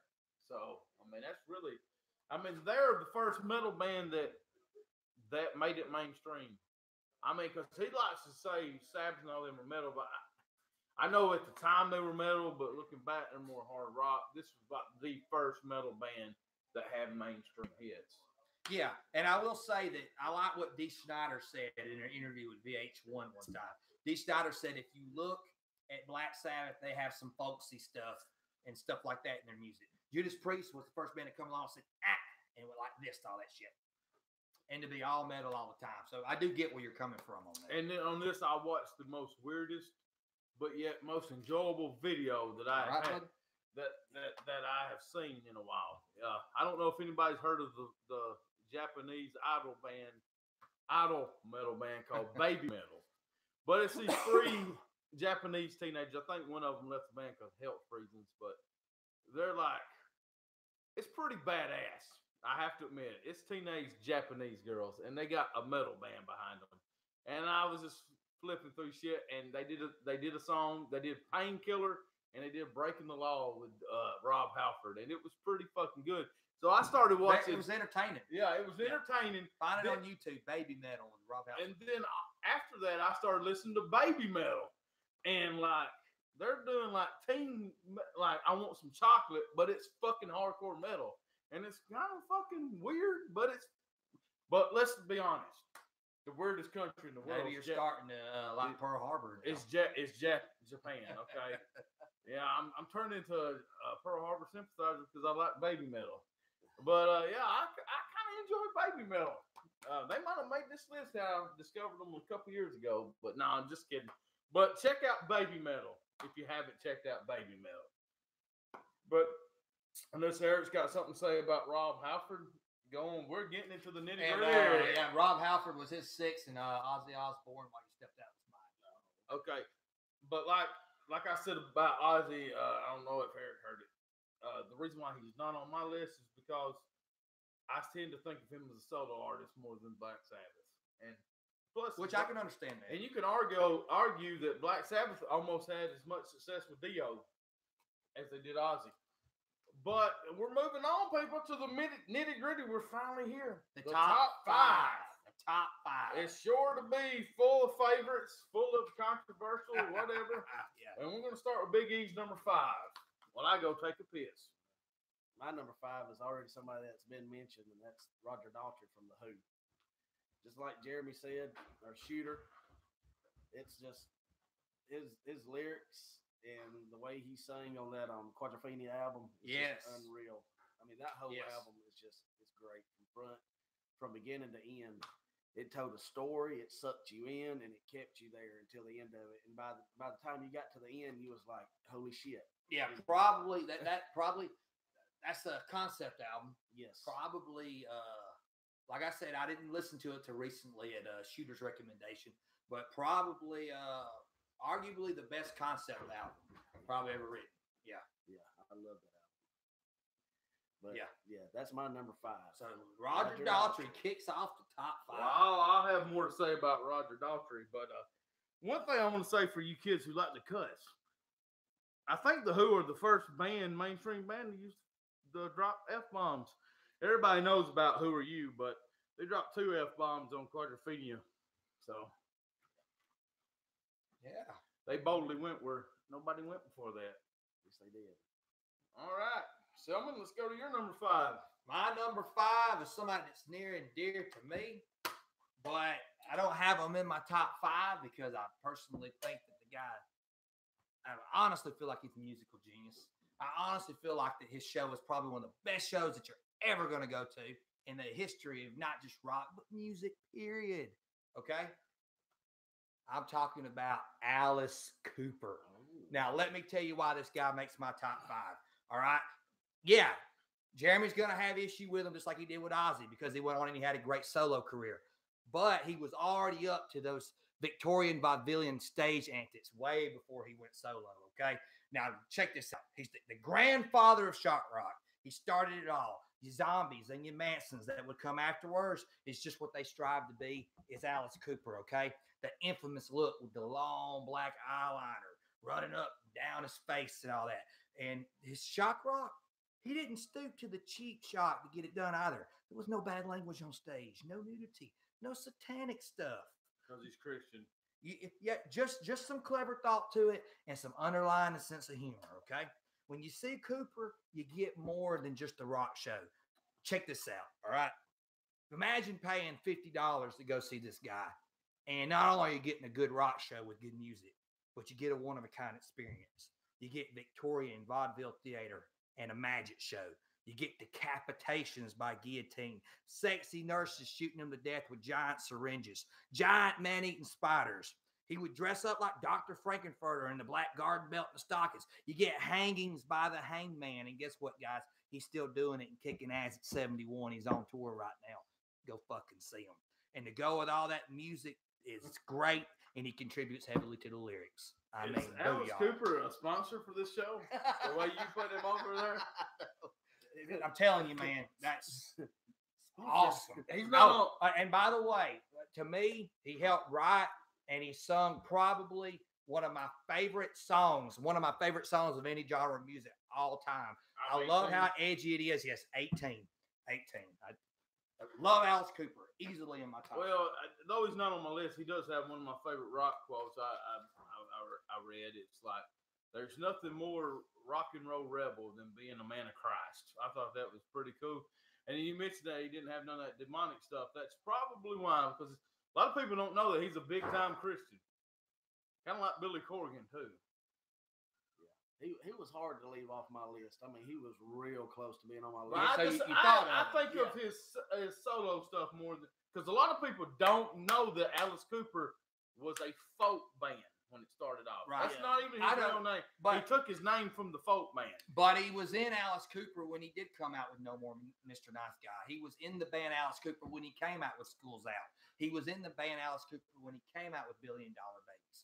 Now, Poison and all that stuff, that was his solo career. But some of his biggest hits, which he wrote, the majority of them, Only Women Bleed. But you can't take that away from him. He's still a front man, even when he did Poison and House of Fire, Feed My Frankenstein. Yeah, but you went to see Alice Cooper. You didn't go see his band. Well, really, I mean. Now, there might be some horny teenagers that go see Nina Strauss. But now he's back with the band, you know, when he's touring. Yeah, but he's got Nina Strauss as a guitarist that Mick Foley always puts over. And you can't forget that he did the he had some songs in the Friday the 13th. Jason Lives. Well, the man behind the mask. The man behind the mask. Which, if anybody plays Friday the 13th, the game, here's a cool little Easter egg. You know, if you go to the main menu and hit the credits, man behind the mask plays. Yep. I didn't know that. Yes. Yeah, I didn't know that. Yeah. But that's my thoughts on my number 5 is good old Alice Cooper. Yep. All right, so it's up to me. Number 5. Keep it going. Number 5 is considered, like he mentioned earlier, Rolling Stone put him at number 1, and he's in my top 5 because I personally went and seen him. And you know, I'm a Beatles guy, I'm a Stones guy, and I'm a Who guy. The Stones, out of all them bands, they still rock it. I mean, sure, when you think of the Stones, you can think of Keith Richards. That's only because he defies the test time and motherfucker should have been dead 30 years ago. But it's also Mick Jagger. Mick Jagger took what previously in my number 7 Jim Morrison did and put it up here, and he done it with such a swagger. When you think of rock star, usually he's the first fucking person you think of. I mean, even if you look like the Stones or not, because this motherfucker, and he's a good actor too, by the way. He's been in a couple good films. Not as good actor as David Bowie, who's not on my list, but David Bowie was a good actor, a good singer too. But Mick Jagger, he's just Mick Jagger. And like I said earlier, he's just one of them bands that you're going to appreciate more if you see them live than if you listen to the CDs or vinyl. And I do recommend, though, listen to vinyl if you listen to some Stones. I mean, you can't, even if you don't like them per se, they're one of them bands that's got a song that you're going to know. And it's going to get stuck in your head if you fucking sing it. I mean, if you hear it. I know you're going to fucking, I know it's only rock and roll, but I like it. And Work plays that one song all the time that's really good. I like what's the matter with you, boy? I just love the way he done that shit where he talked. Like David Lee Roth, you know, got that talking shit from him. That's little Puerto Rican girls who just died to meet you. What's the matter with you, boy? I love that fucking song. They were great songs and Honky Tonk Women. God, I love it. That's a bar. Well, see, that's what I'm saying. He could do that country shit too. Mick Jagger could release a country album that's more country than Luke fucking Bryan and Jason Aldean. I'm convinced of it. Because you got that, and you got fucking Far Away Eyes, which is a beautiful fucking song. Wild Horses. Angie could be even in the country vein. This guy, and like Don Henley a few years ago made a country song. I mean, a country album. It's like 90s country. And it's a song called Bramble Rose. He done it with what's her face that was married to Blake Shelton. I don't know, Miranda Lambert. But Mick Jagger was on that, and he stole the fucking song at the end of it with how he fucking sang country. So he gets points for that because he didn't necessarily. He's done songs with rappers in the 90s and 2000s. I mean, the guy's versatile, whether or not you like the Stones or not. You got to admit the guy can do a lot of things, and he's a fucking legend. Yeah, definitely. He's the fucking Ric Flair of music. Woo! Yeah. Or maybe we should say Ric Flair's the Mick Jagger of wrestling. Who knows? All right. Anybody got anything else to say about Mick Jagger? Because I think we've all talked about him. I don't think he's been on your list yet. It's not on my list. That's just because I'm not a big Stones fan. But my number 4 is a guy that was on our list, and that was David Lee Roth. It's just that, just like you said. I mean, everything you said earlier was right about him. I mean, he was full of energy. The kicks that he did Sweet Chin music before Sweet Chin music was a thing. That's it. You know, he was doing the double high kicks, and I mean, he made love on the stage. He fucked on stage. Let's just be honest. Yeah. I mean, you know, he saw somebody in the crowd he wanted. He let you know that you're the shit. Yeah, he was Motley Crue before Motley Crue. Exactly. Yeah. There's not another David Lee Roth, and I don't think there ever will be. There's such a, I mean, there was one Shawn Michaels. Well, I'm talking about in the rock, you know, in the music business, you know. Some people think sex. I'm just a sexy boy. He sang pretty good on that. Okay. I'm not your boy toy. He can be your number 1. Yeah. Shawn Michaels is my number 1 favorite professional wrestler of all time. But I think he's the best. David Lee Roth is my number 4. And I like Sammy Hagar too, but I feel like Sammy Hagar is more of a ballads guy. He did a lot of the great ballads on Van Halen. Yeah, Wow. that's true. David Lee Roth stuck with the rock. He was the rocker. Yeah, he was the rock. You're right. Not saying Sammy Hagar couldn't rock, but No. but No, I mean, because he does he's have some better. rock songs, but Yeah. he's popular for his ballads. But the best thing Van Hagar did was 5150, and that's, But I think that David Lee Roth, as good as Van Hagar's ballads was, I would think that I'll Wait is up there with him. I'll Wait is up there, I'll and Wait I is really good. like Dance the Night Away. Yeah, too. Dance the Yeah. Night Away too. Yeah. All right, I'm gonna, like I said, I'm gonna reserve, but maybe David Lee Roth's my fourth guy. We don't know. We'll see. We'll see. But first, we're gonna go to Selman's number 4. And who you got, big guy? So my number 4, and look, it was tough for me to put this guy at number 4, but I had to be objective. All right. Rob Halford. Yeah, but one of my personal favorite, lead singer of my favorite band. Yes, we're talking about Rob Halford from Judas Priest. And the reason why I have him there is the obvious thing that we could talk about is the vocal range, guys. A 4-octave vocal range, sometimes even measured up to as high as 6. And he's still going today, all right? I just recently went and seen him with Shooter in Atlanta. Great show, by the way. Yeah. Just went and seen him recently with Shooter in Atlanta, and me, Shooter, and Eric were going to see him at the Fox Theater in Atlanta in May. All right. And what I was wondering about before we went into that show, and I was wondering if he could still hit that high note at the end of the song "Victim of Changes," because it gets really crazy high and up there. All right. And then we get in there and he goes to hit it. And even at 70 years old today, he was still able to hit it. Now, it took a lot out of him because I remember as he hit it, he went down to one knee and it pretty much zapped him of life. All right. But he was able to hit it, and this crowd interaction, he still goes. I love, like, when he gets ready to start doing You've Got Another Thing Coming, he'll get the crowd going with that. Whoa, whoa, whoa, yeah. And he has you go through all these things as you warm up to get ready for the song with him. And then, like, one of the most iconic things that you're ever going to see in heavy metal is when they get ready to go into the Hell Bent for Leather, is he'll ride that Harley Davidson out there. Still does it. He'll ride that Harley Davidson out there and rev it up for that. Boom, boom, boom, and then it's one of the most iconic things that you're going to see.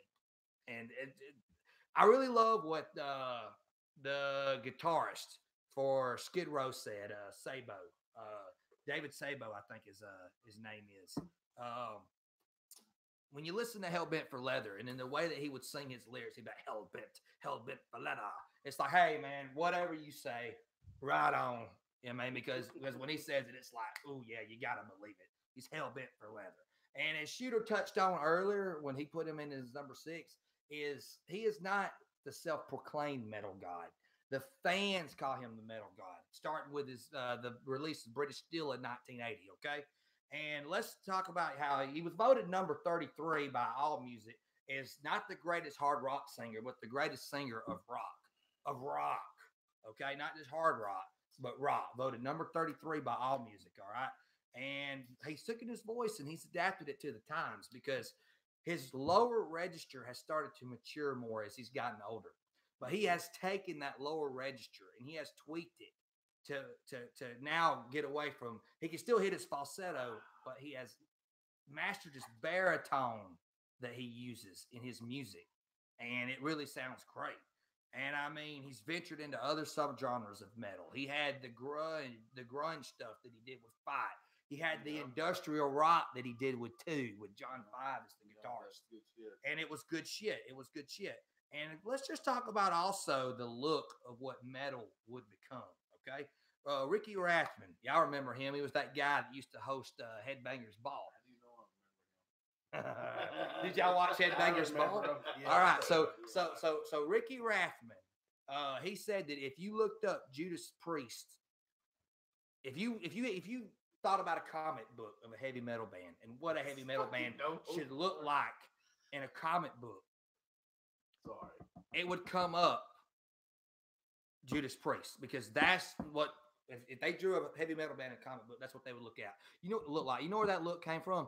Out of Rob Halford being gay, because Rob Halford would venture down these little alleyways and stuff over in the UK and everything and make his way into these doors, into these obscure shops and stuff, and whips and chains. And, ooh, I like this. Next thing you know, he's wearing it to the rehearsal. Next thing you know, the whole band's falling into it. So the whole look of the heavy metal with the whip, the chains, the studs, and the leather, it came from Rob Halford. He gave it the look. And I just want to close it with this, is that man came out like February 4th of 1998. He came out the closet on an interview with MTV. And at the time he came out, we're talking about heavy metal, the most hetero genre there is in all of music, okay? And so to me, he transcends just the music.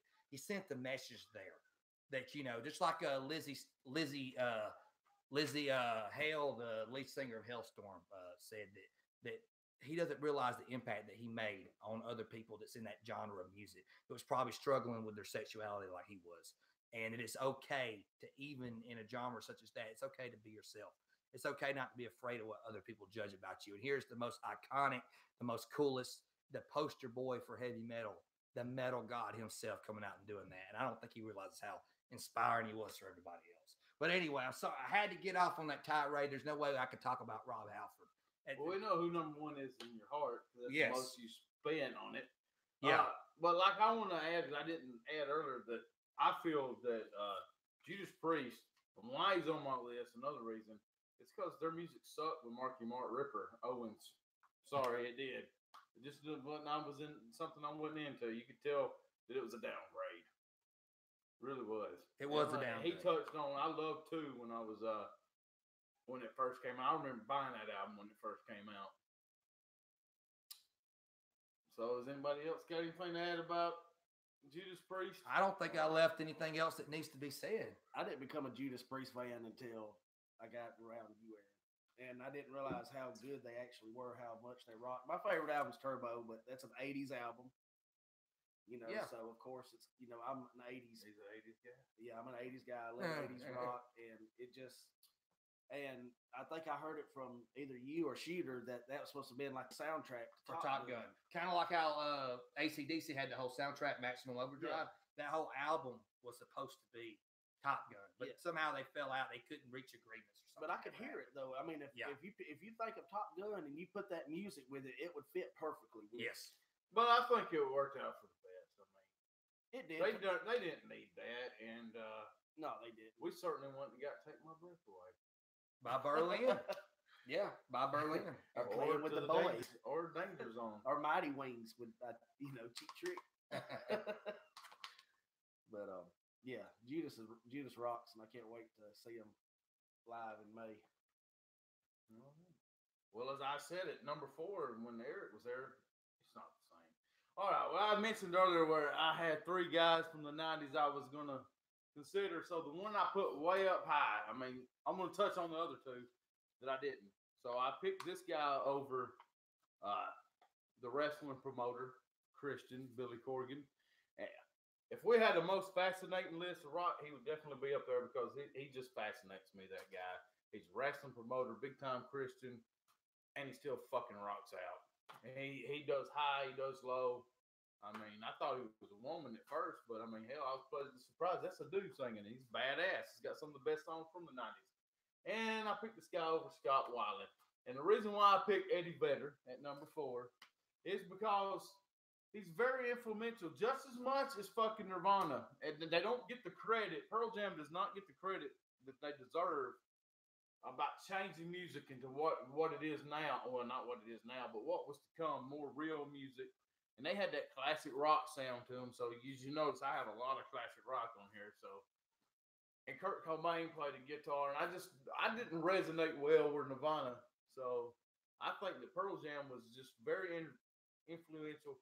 And this guy used to climb up to the second row of fucking venues and jump off into the fucking crowd and crowd surf. I mean, he doesn't do that shit now because he's older. I guess I might have broke a hip or something. I don't know.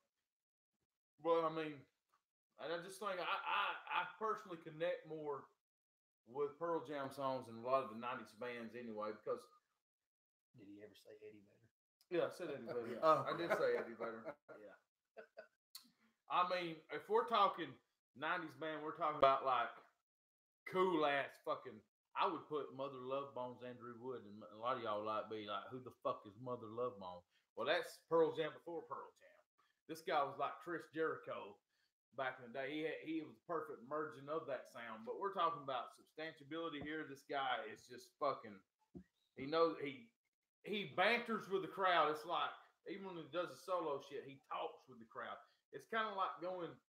He'll do a song, but he'll talk to you, interact with you. Like he may even have kids of his own he's talking to, because he's like telling this one guy like, "I could be your father," and he's asking how old his mother was, just fucking with him, just kind of putting it out there that he may have fucked his mother back before he was born. So, but I mean, that's really all I got to say. I resonate more out of '90s bands more than them because like this guy was talking about heartbreak and shit like that, but he's also talking about how love will rule the day and shit like that. I mean, it's just.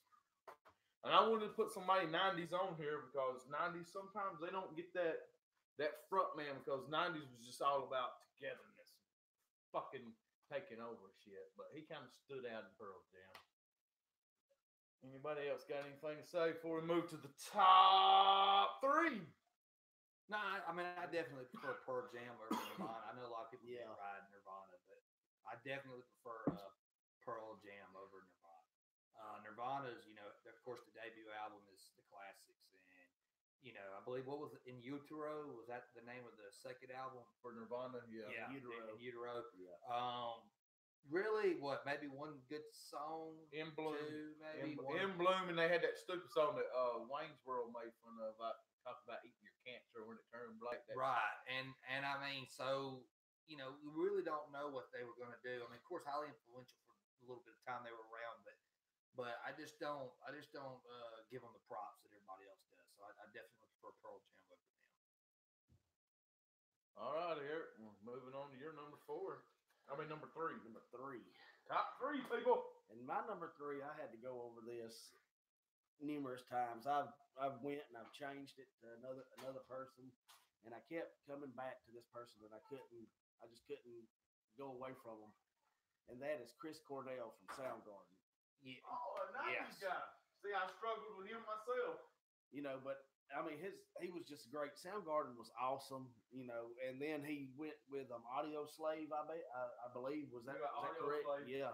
I was just jamming like a song earlier. Yeah, and I think he, before he died, he released a new album, which I believe is more like a bluesy album. I believe it's supposed to be, but it sounds awesome. Well, he made a pop album in the mid 2000s too that a lot of people don't check, and he does a great version of Nothing Compares to You. Yes.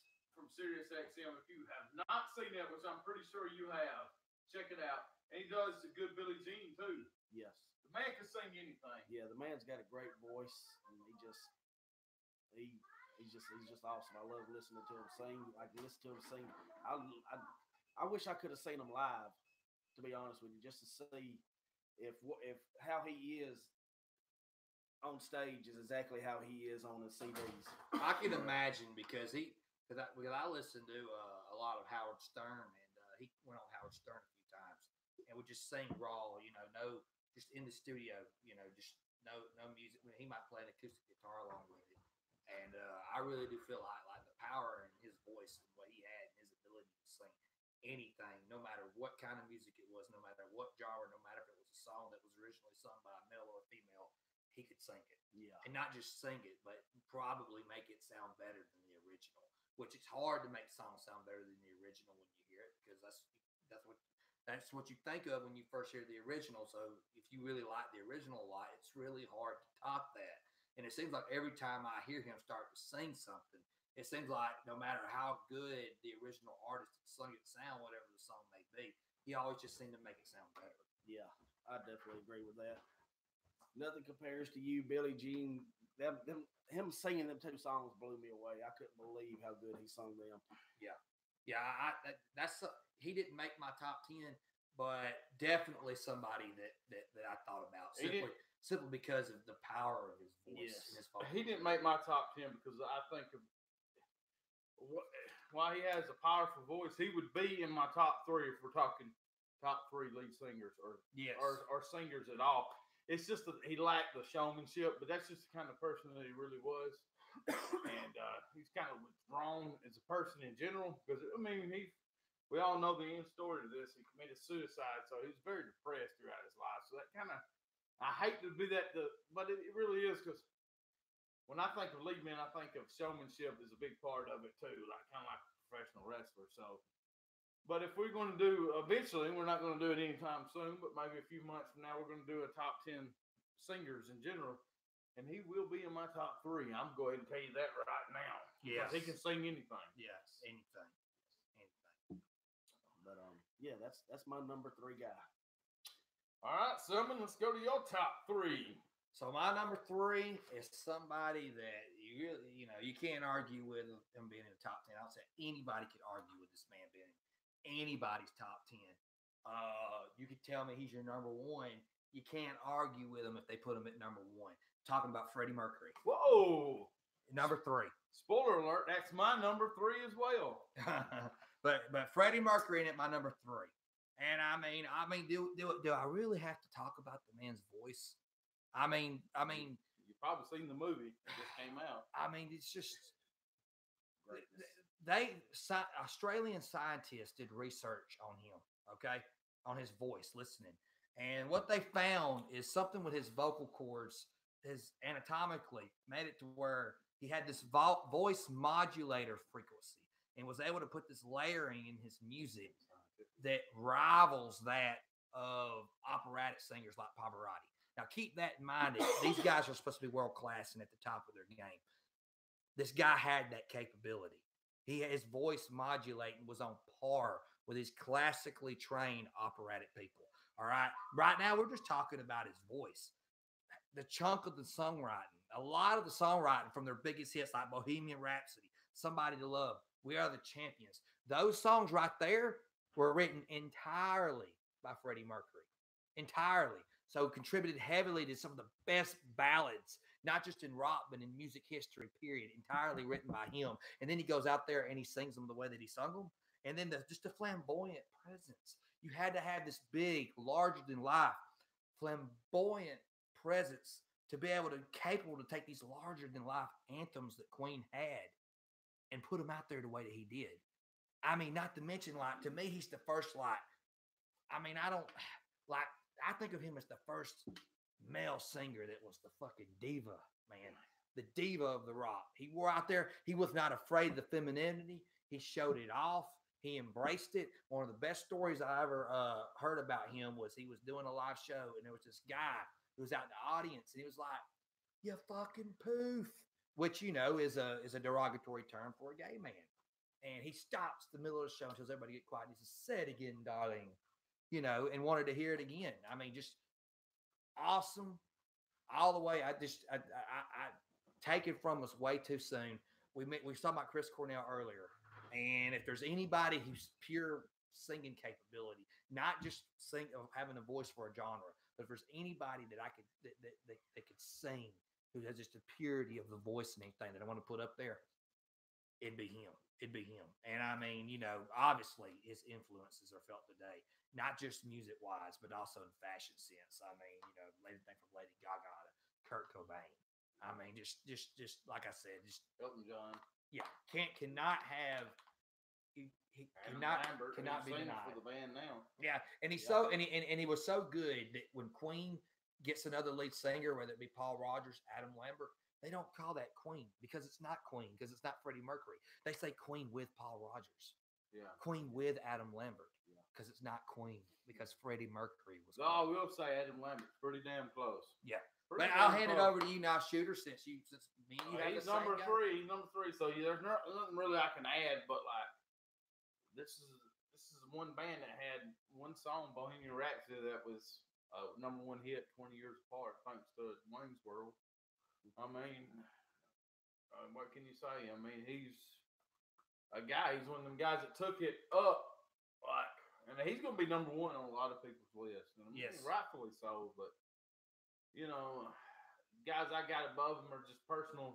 That's where the personal comes into me, because I mean, he's no worse than the other 2 that I got. Yeah, and he was one of the first guys out there, like I said, to really like dispel and shatter the preconceived notions of the genre of rock with its hyper masculinity. Well, but he never really clearly said I'm gay. You know, he always kept that air of mystery. And that's what made him great. Yeah. Yeah. He went to his death denying it to the public. Really. I mean, yeah. He always kept saying I'm bisexual, but there really wasn't no bisexual to it. Even his longtime girlfriend will tell you that he was gay. I mean, he kept that air of mystery, and that's what was great. Yeah, it drove him crazy. You know, I think that's why he was on drugs. He loved his girlfriend. He loved her, but he wouldn't like that physical love. You know, that love that he could only get was from a male figure. And we saw that. We've heard all the stories. We've watched it. You know, we know about the Lot Lizard. Yeah. Who was played by Adam Lambert, by the way. I thought that was a nice touch. But check out Queen today. They still tour with Adam Lambert, and he's no Freddie Mercury by any means, but he brings that flamboyancy out there, and he's every bit of a diva as Freddie Mercury was, and even the band's like if there's anybody that's going to get close to Freddie Mercury, it's Adam Lambert, and I think it's pretty awesome. I listen to it. He's not as good a singer but the flamboyancy is right on top, is right on par with Freddie Mercury. That's nothing to take away from Freddie Mercury because it's honor to have somebody like Adam Lambert from the first time he stepped on American Idol was saying Queen is my favorite band. So, and that's just dreams come true, people. You never know. Hell, I might be able to sing for the Allman Brothers Band 2.0 with Devin and with Dwayne Best. Hey guys, I can sound like Greg Allman if I want to. All right, now we're moving to number 2. Eric, who's your number 2? My number 2 is gonna be somebody y'all probably didn't think of, but it just came to mind because I was listening to one of his CDs the other day. And it might be on my list. Well, my number 2 is Steve Perry from Journey. You know, I was just thinking about it. Hey, look, Steve Perry's on my list. That's my wife's favorite band, so you won't get any argument from her. Well, it's just a great band. I mean, you listen to their greatest hits. There's not a song on the greatest hits you've never heard. He got on the stage and he got the crowd going. Yeah. You know, and he made a comeback recently, people. And everybody, if you're anybody, you've heard a Journey song somewhere. Well, everybody knows Don't Stop Believing or whatever it is. Yeah, Faithfully or Open Arms. But, you know, then he had his solo career, you know. Basketball. Cinnamon gone. And let me trust you, I have used that playing horseshoes with my father-in-law before he passed away. I'd be sitting next to him playing them, and I'd be like, Steve Perry, cinnamon gone. And sometimes it would actually work. But that's my number 2. I really enjoy his voice. I love Journey. And yeah, definitely one of the best voices out there. He does have a good voice. But what hurts him in my sight is that the band it's 80s at its best. There's nothing that really sets them apart from anybody else. Yeah. That did that arena top rock. Yeah, the AOR. Well, that's why I said that's why I said my list is pretty much all my favorites. Because just like I said, I can't put nobody in my list that I don't listen to, and I can't put nobody on my list just because they did a certain thing for music. I get it. It's hard for me to do that. Well, my top, and I'm not disagreeing with none of y'all's list either, because y'all have some people in y'all's list that I was gonna have in mind, but I was like, you know, I wanted to be different too in a way. You know, I didn't want to be stuck in us all having the same people. And I'm glad it's worked out where we haven't. Yeah. You know, there hasn't been that many repeating names. Well, there have been some, though. Yeah. We've all had Robert Plant. I think I've got Rob Halford. I don't know if he has him. No, he don't. You know, so. But my number 1 is somebody y'all done talked about, and I'm pretty sure y'all know who it is. But we'll say that. Well, we're doing the honorable mentions next. But if that's all we got to say about Steve Perry, watch Basketball from the creators of South Park, by the way. Yeah. That was your number 2, right? And Orgasmo. Orgasmo's even more funny. Trey Parker, I'm not Trey Parker, but Matt Stone steals it with all throughout the movie. He goes up to people. I don't mean to sound gay or nothing, but and then he says something kind of gay, and then at the end of it, I don't mean to sound gay or nothing, but I'd really like to fuck you in the ass right now. I thought that was fucking hilarious. That's But- Matt Stone for you, though. Number 2, Selman. For me, at number 2, and I haven't always been a fan of this band. And I recently, over the past few years, became a fan of this band. Just because of me, maybe? No, not because of you. Ah. And I have to say that he's number 2 on my list. But as far as captivating, and if there's one guy that I could see, and I'd have to give you a clue here, dig him up out of his grave and bring him back, because to me, he was the most captivating front man, and your eyes would just be on him. I'm talking about Jim Morrison. All right. Now, the Lizard King, the poet, to me, in my opinion, the most captivating presence on my list. Let's talk about the songwriting. He either wrote or co-wrote many of the Doors songs, including Light My Fire, Break On Through to the Other Side, The End, Moonlight Drive, People Are Strange, Hello, I Love You, Roadhouse Blues, L.A. Woman, and Riders on the Storm. There's a lot of the greatest hits right there. He either wrote or co-wrote them, so he contributed heavily to the lyrical part of the group. But the man took theater at UCLA, and when he got on the stage, it showed. The presence, the mood, the challenge to authority. You didn't know what antics he was going to pull next. The whole thing he did with the Ed Sullivan Show, where they wanted him to change "Girl, We Couldn't Get So Much Higher," because he wasn't going to be allowed to say higher on the Ed Sullivan Show. They wanted to say require. So he turns around, tells the band it in front of the Ed Sullivan Show and his people, we're going to practice this as higher and then get on the show. I'm sorry, practice it as require and then get on the show and then turn around and say, fuck you, Ed Sullivan. I do that, not That's because right. of that, but he famously shot a bird at that same time, too. And guys, watch the Hollywood Bowl from 1968. All right. Is that the infamous fucking Yes. one? Yes. Watch it. Man, you're just watching the guy the whole time. And he's up there and he's like, light man, we're going to get those lights turned down lower. And then the lights are, we're being serious. Turn them down. We're still waiting on those lights to be turned down. To hell with it. We'll do it our way anyway. And the whole thing, and the whole thing where the Greek mythology, the Greek king that was cursed to kill his father and screw his own mother, Epidus, and the line in the song, that song, the end, where he's like, Father, yes, son, I'm going to kill you. Mother, yes, son, I'm gonna, and then the music gets real loud, do I really need to say it? Because even I feel uncomfortable saying that. Mother, I want to, all night long. I mean, the guy, you never knew what kind of crazy antics the guy was going to pull. I mean, baiting the police at the shows. He's also overlooked at his ability at being in one of the greatest screamers in rock. The guy could get up there, okay?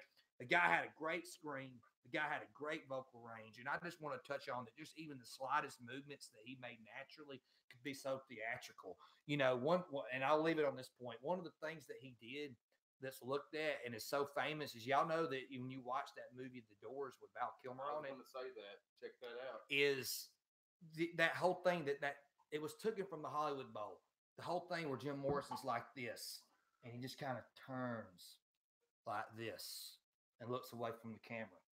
That's how fixated he could get people on him, is that just even little motions and gestures like that could be found captivating. I just, to me, the guy just had a way about him and his presence, and he could just draw you in. If there's one guy on any of our top 10 lists that I could go and see because I would want to be captivated like that, it would be him. Yeah.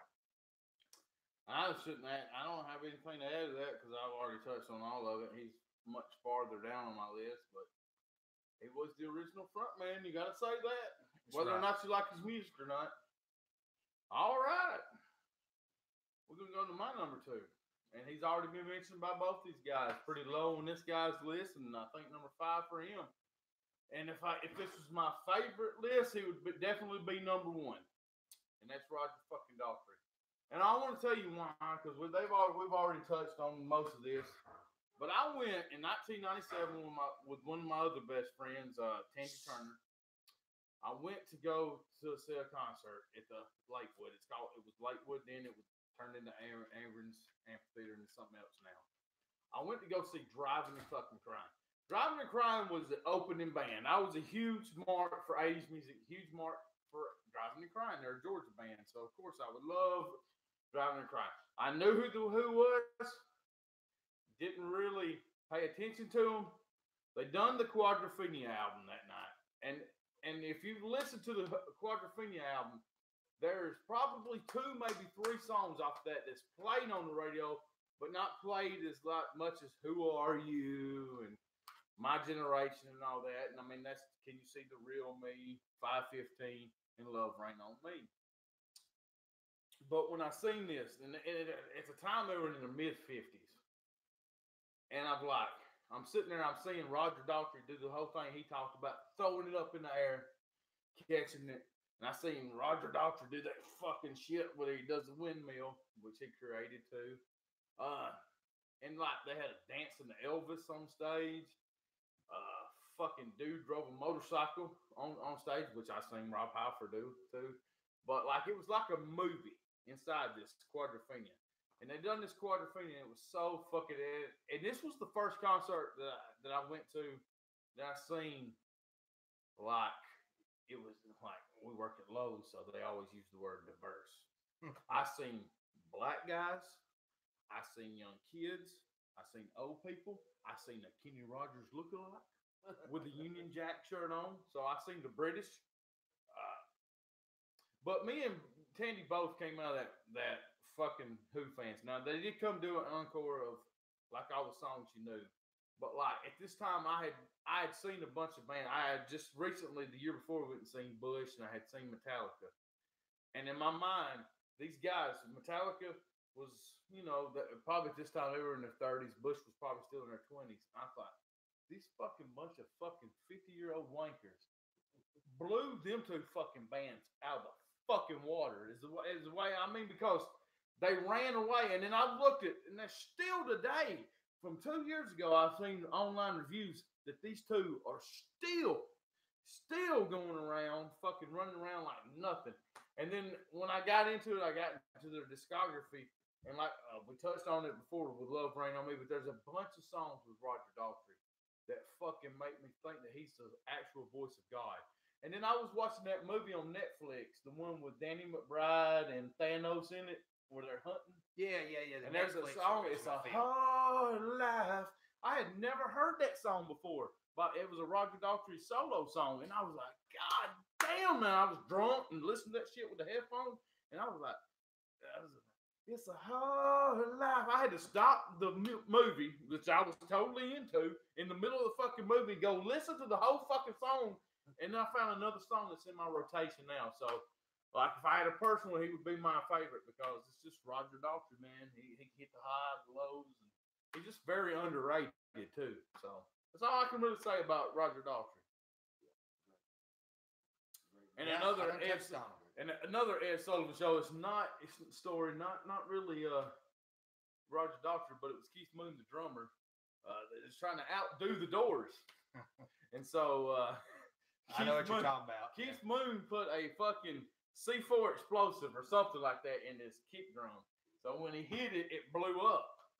And like, so that motherfucker blew up right as motherfucking Pete Townsend was walking by to a solo. And he can't hear in his left ear from this day on forward because of that. That's just the crazy shit they done.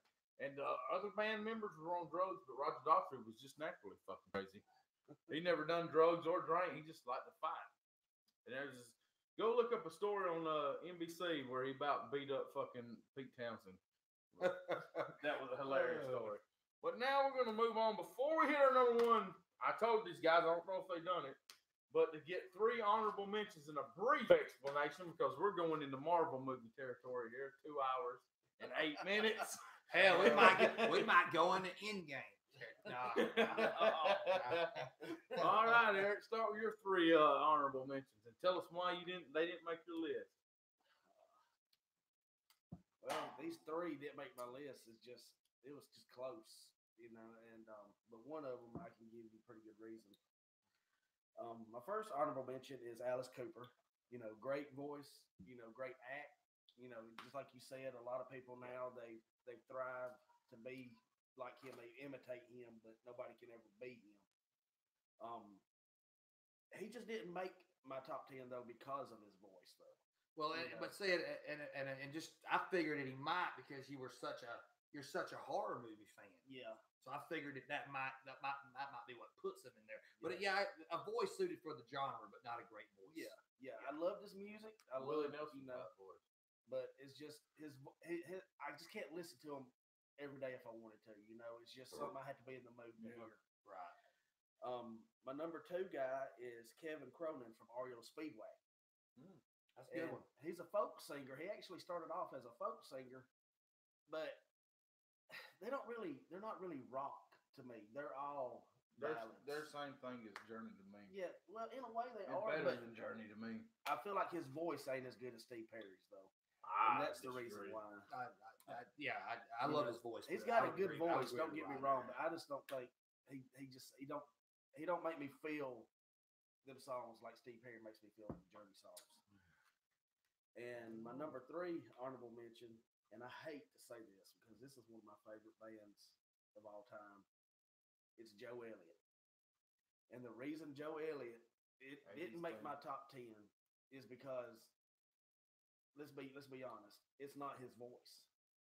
He has to have Help. He has to have help. He has to have. We've seen. I'm pretty sure y'all seen it, but y'all seen the behind the music of Def Leppard. And when they first started out, they sounded awful. But then they had Matt. I can't remember what his name is. That record producer came in. That used Mutt to be, Lange. Yeah, Mutt Lange. Used And he to be came. married to Shania Twain. Yeah, he used to be married to Shania Twain. AC/DC producer too. And he came in and he helped get his voice to where he is now. But it took, machines and, equalizers and a lot of syncing here and there to make his voice sound like it is now. Love Def Leppard. Love everything Def Leppard does, but I could not put him in my top 10. Very 80s feel with your honorable mentions. Let's go with your honorable mentions there.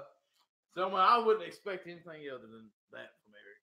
If this was a fucking hip hop list, though, he'd probably have Tupac and Snoop Dogg on there. My honorable mentions, like I said, there's 2 guys, and I touched on it with Eric earlier. You can't separate them. But my honorable mentions would be Bon Scott and Brian Johnson.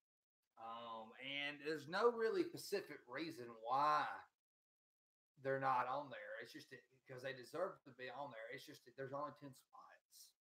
And if I was doing personal favorites, I would have had Bon Scott and Brian Johnson on there in front of somebody like Robert Plant and Mick Jagger, because personally I like them more than those 2. But I'm trying to put personal bias aside, so that was why those 2 wouldn't make it. And then Chris Cornell is one that came up because just when I think about the power of his voice, But like I said, he was kind of an introvert person. And since he was kind of an introvert person, the stage presence was the voice, but it wasn't anything outlandish that he did on the stage or whatever. And just one more I wanted to add, and because of the criteria, we couldn't put him on there. And also, I can't put him on there because I understand that this guy is an acquired taste. And Lemmy Kilmister from Motorhead, personal favorite of mine because I am a metalhead. And when you think of a voice for metal, you think of Lemmy. But I understand that to a lot of people, it sounds like he's been hitting Jack Daniels all night long. And he sounds like he's singing drunk. So I understand that he is an acquired taste. As bad as I think he is. Plus, he had all that money and he never cut off that fucking mole. All right? Because he did it the way that he was going to do it. Because he's a fucking man. He's got the rock and roll look. He's definitely got the rock and roll look. But yeah, there's my honorable mentions. All right, here's my honorable mentions. And like I mentioned earlier, if you've been paying attention, it came down to Randy Owens and this guy. And the reason why I didn't put him on this list is because he's more known for his solo stuff. And if you didn't know he was a member of the Commodores, and some people think that Commodore songs are Lionel Richie songs. So, Lionel Richie is a great guy. I seen him at the Bonnaroo in Tennessee. And my God, the man doesn't age. And a lot of people don't know that he was a member of the Commodores, or they think that the Commodore songs, 3 Times a Lady is a Commodore song, Brick House is a Commodore song, Stuck on You is a Lionel Richie song. So it's kind of like that. You don't know which is a band, and which is a solo. So, but great voice, timeless voice, and just a great guy. He's from Alabama, and just he's on American Idol now, and he's really funny. I really like him. And then another guy Eric mentioned earlier, or maybe it was him, Selman, but Paul Rogers. Not only from Bad Company, but he was in a band called Free. We're all right now, and he substituted for Freddie Mercury after he died, and he was in a super group in the '80s too with not Robert Plant, but Jimmy Page. I mean, but like it's just there's nothing really. I mean, he's just like a normal guy. There's nothing really special for him. So I struggle with it. Personal favorite. There's just so many people that could go over him that didn't really want a personal favorite. That's why I said Roger Daltrey is like if you took Paul Rogers and put him on steroids and gave him more stage presence. Well, I think of Roger Daltrey a lot more than you do, but but Roger Daltrey would be more like along the lines of maybe Robert Plant to me. I mean, Roger. I just have the reason why I say no, it's a compliment when I say Daltrey because Robert Plant had a good rock and roll voice, but Robert Plant's voice ain't as good as Paul Rogers. But I'm saying that but Paul Rogers can sing country too, because Atlanta is a country song in my opinion. Oh, Atlanta, hear me calling. I love that song. I do love Roger, but I couldn't justify personal reasons of putting him over somebody like Bono or Robert Plant. Yeah, he wouldn't be high on my list. And then number one is a guy that was in a band, and he doesn't really meet my criteria because he's rhythm guitar, probably one of the best rhythm guitarists of all time. But his problem was in the 80s and 90s, he would release a band album and then a solo album. And then probably what even hurts him even more is probably his number one biggest hit of all time, Free Fallin', is a solo song, and that's Tom Petty. So, but he started off with the Heartbreakers, their first few albums with the Heartbreakers, and the guy is just fucking good. I mean, great fucking songwriter. I relate to him because he's from the South. I mean, he's from Florida, but back when Florida was still the South before all the Yankees came down there. Sorry, bitches. But it was just really fucking good, man. And then like Traveling Wilburys, I mean, and then he did the fucking Mudcrutch shit.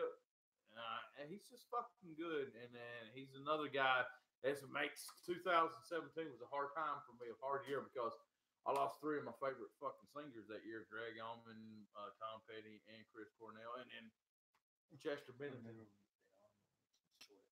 Yeah, I know. Yeah, but like, I mean, it's Tom fucking Petty, man. All right, so let's go on to number one. Eric, here's your number one. But before we go on to number one, I'm sorry, I got to slide something in there. At the top of my honorable mention list, I couldn't put them in there because, as these guys both said, I don't dick ride them like a lot of metalheads do. I think the guy's got a great voice, but it's still not as good as Rob Halford's.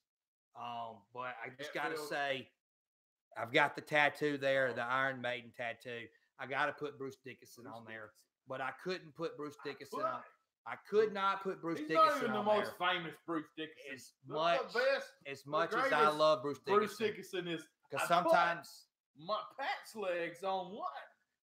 Like at a time like you guys. I've got a fever, and the only prescription is more cowbell. But I just couldn't put him up there because I've had some people that like Priest and other stuff that they try to listen to Maiden, but they say they just can't get into Bruce Dickinson's voice. And personally, I feel like Bruce Dickinson's voice can be an acquired taste. As much as people want to try and compare him to Rob Halford of Judas Priest, I don't see it that way. But I love Maiden. As you can see, I've got the Trooper, but Dickinson has to go to the honorable mention list. Yeah, I could not get into his voice. I sit back. I love the album covers.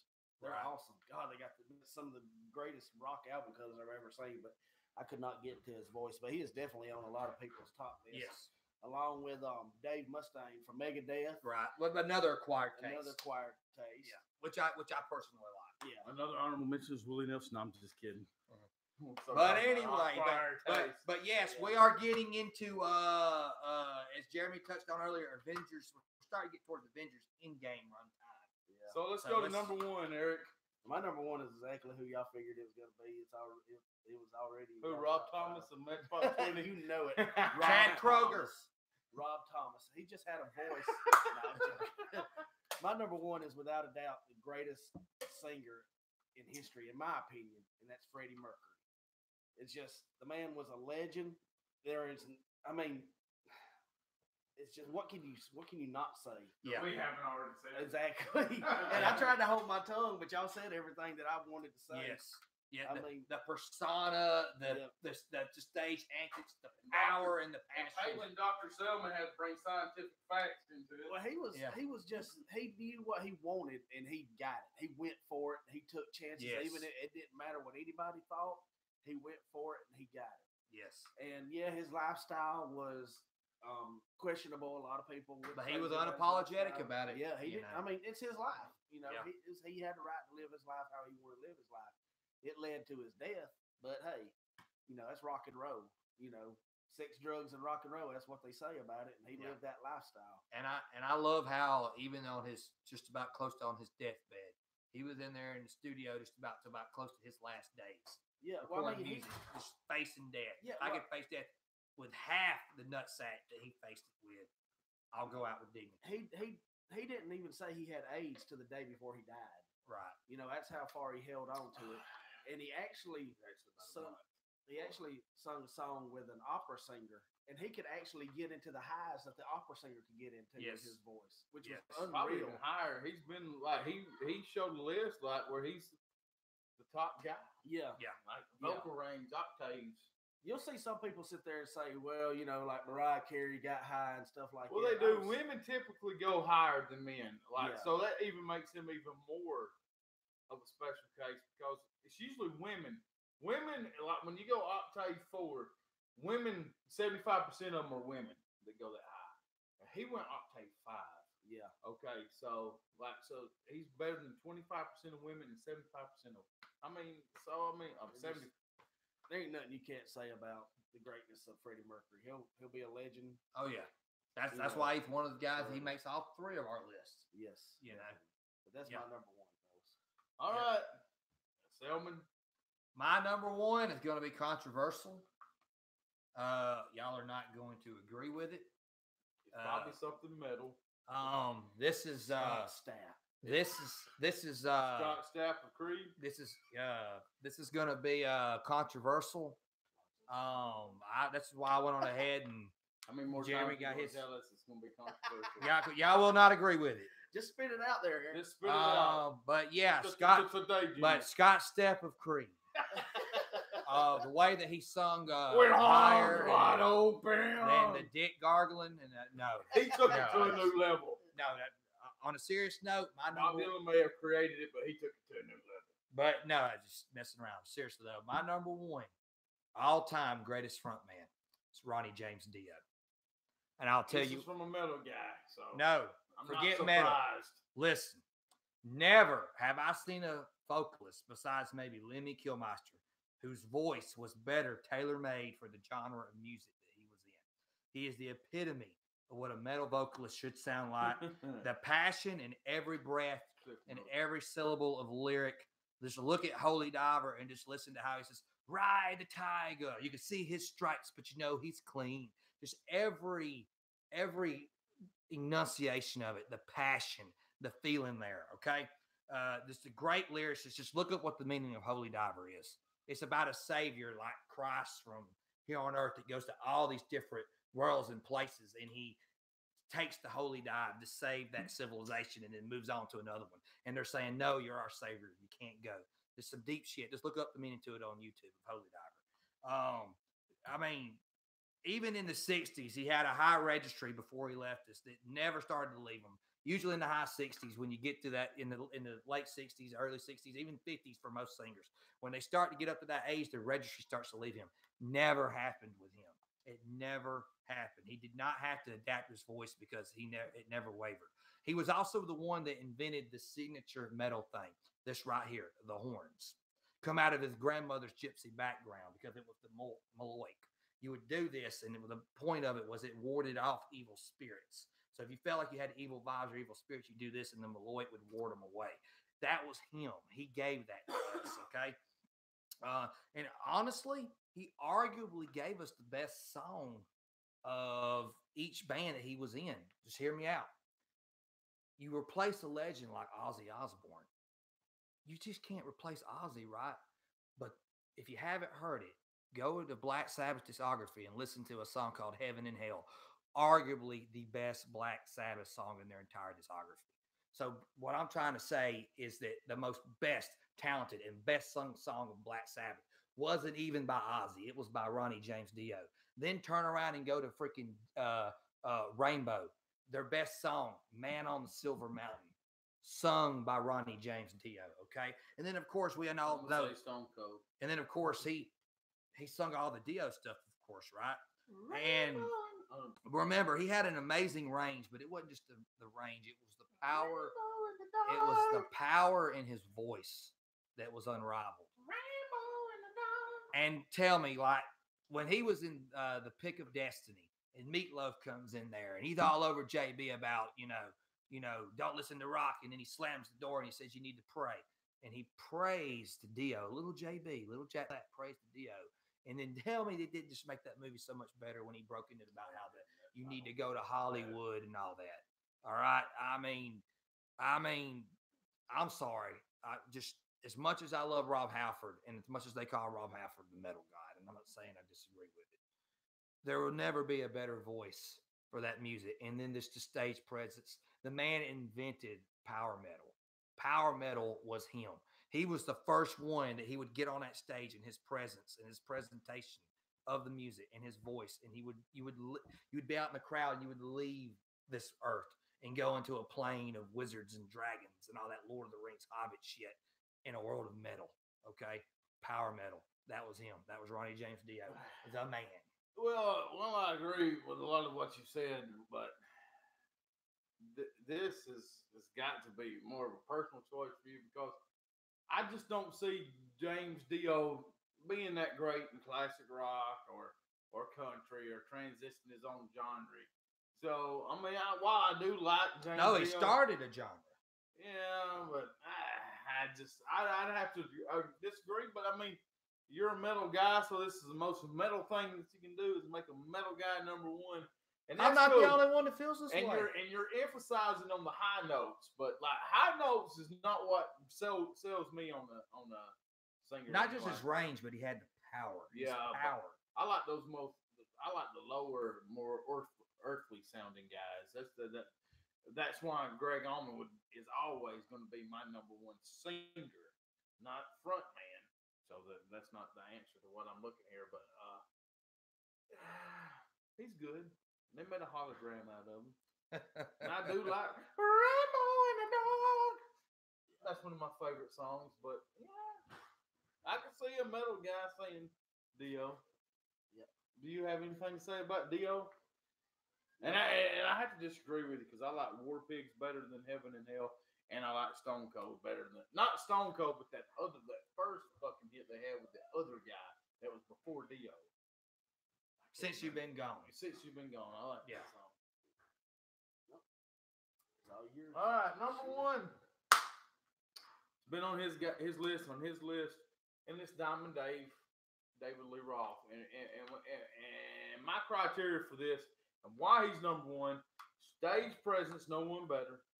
He can talk in his country, in the songs like a country star. He's up there with fucking Buck Owens and Johnny Cash with nobody does it in rock music better. The whole fucking, like when I can't wait till when I'm here in Panama and I hear that one part, like I reach between my legs. It's so fucking sexual.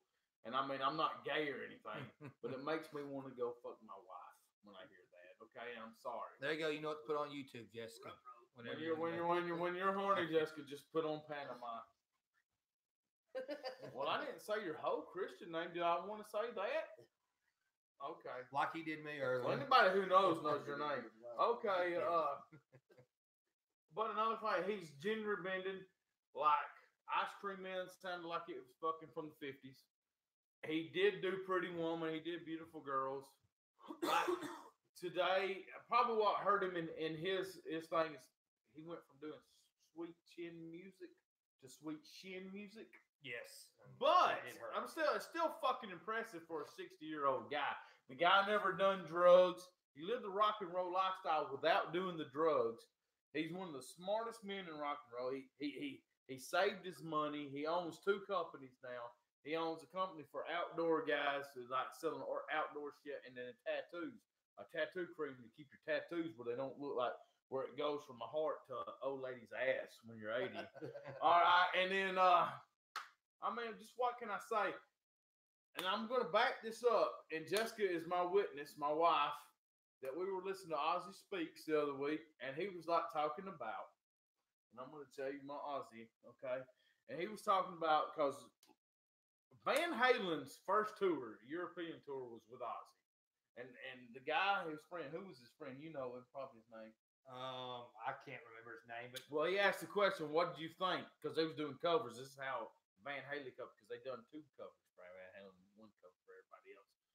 But Van Halen, the subject came up with Van Halen. He asked himself, "What was it like going behind Van Halen and David Lee Roth?" And he was like, "Keep in mind though, this is their first fucking tour. All they have at this time is Van Halen 1. So you got Running with the Devil."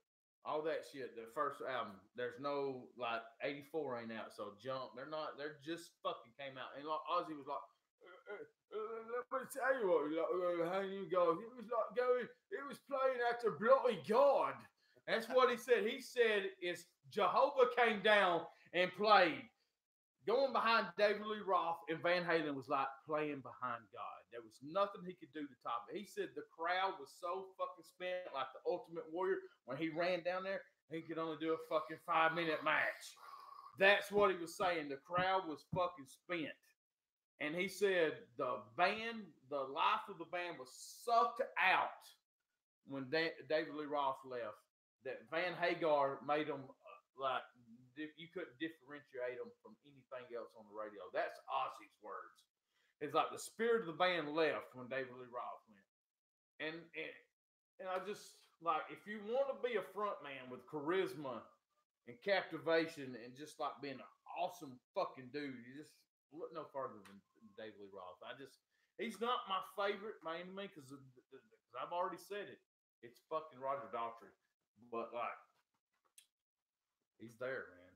He's there. And this is Dave's fucking planet. We're just living in it. That's the way I see it.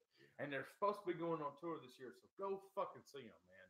He doesn't do the sweet chin music that Shawn Michaels stole from him, but he does sweet chin music by Mick Foley still. And that's impressive for a 60-year-old man, I think. Yeah.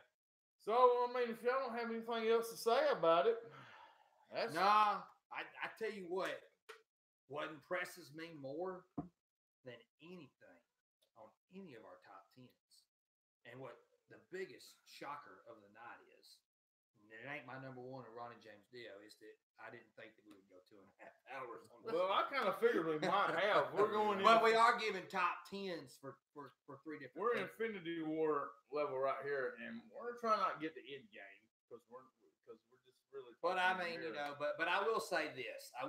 Most people, they throw together a top 10 and they just have a collage that says 10, blah blah blah blah, with music playing in the background, then 9, and they don't give the explanations, and they don't give the valid points, and they don't back it up. So, I mean, if you do all that with 3 different people giving a top 10, you're essentially naming 30 names. So, Eric, you came in here butt naked this time. So, I'm imploring you this weekend, when we're at work at Lowe's. So, this week's top 10 we're going to do. Next week. Will you have the WWE Network? Or you could look at YouTube. Matches are on there. We're going to do our top 10 WrestleMania matches. Oh, I think I already know what my number 1 is. Yeah, but for a refresher, just look up. And I wouldn't say watch it, because I was going to say we'd do the top 10 WrestleManias, but that would make us watch. That's just too much. So just go back and do a little research, it would be guys. 2.5 hour video. Do a little bit of research, and then look at some of the matches that you think are good that you remember off your head. Go back and watch them. Just because I've already watched a couple. Now I've watched. I'm just spoiler. Let's don't get too deep into this. Let's save it for next Spoiler alert, up pretty high on my list is going to probably be Owen and Brett. Now, see, I had forgot about that match. Owen and Brett, WrestleMania 10, opening match. I will go ahead and say that's the #1 best opening match of WrestleMania history.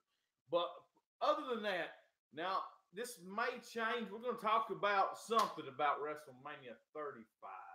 But I have a feeling that it's going to be about how the women's revolution was put up a notch with the main event, but how many notches back did it get back with Charlotte winning the belt Thursday? Now we gotta wait and see what happens. Oh, spoiler! I have not. Yeah. I've DVR'd it. I haven't watched it yet. But So we're gonna wait. We're gonna wait until we. So let's watch SmackDown. Better watch SmackDown Thursday, Tuesday night. Let's just see how this plays out. But that may be our topic. How that goes, or we'll just talk about WrestleMania 35 in general. We'll see when we go there next week. But if anybody did tune in, I seen we had 3 likes, but I don't know how many here. But we're going to keep this going. So if you're a wrestling fan, tune in next week because it's just WrestleMania week. That's the only reason we're doing it. And then in 2 weeks we'll figure out something else to talk about. But and we'll be changing stuff. You know, we'll be probably not live so much and having videos to where we can do editing and stuff, and then work on the time. Yeah, the first edit and stuff. But this is just a trial run. This is our first thing. This is our first thing. Started, Maybe the first few will be live videos, and then next time we'll probably do it and upload it the next day. The days may change if we're in the process probably of switching shifts at work, hopefully. So it may change to a Thursday or a Friday or a Saturday or Sunday. We'll see, but just hang in with us. And there's no topic that'll probably be off. We probably won't get too much into politics because we just don't want to go that route. We all feel different ways. I don't want to be too controversial. I'm not politically correct at all, so don't hold these guys accountable for something stupid I may say. But all I can say is if you made it this far, thank you. If you watch this later on, if you wasn't with us live and you watch it when it gets uploaded, and you made it to the end of this video. Yeah. You're a true warrior. Thank you for hanging with us. Yeah, it's 2 hours. Some of these may go 3 and 4 hours. So some of these, the basis of this, huh? Well, listen, the basis of this came because we could get together for sporting events, WrestleMania, and we thought we wouldn't talk about wrestling. We would talk about other fucking shit. So we said we need to fucking videotape this shit. So this is the whole basis of this, and this is what it's going to be. The subjects may be something that's happening, like next week WrestleMania. There may be something in 2 weeks we may do. I mean, we don't know. We don't know. We do not know. But we'll try to keep the time down as much as we can. But it just depends on how serious of the topic we're getting on and how much info we want to put in on it. But if you want to know when we got one that's going to be uploaded, hit that subscribe button down at the bottom. Like and share, definitely. Oh, because the format may even change. This 2 subject thing may change. We may do this more like a radio thing. Who knows?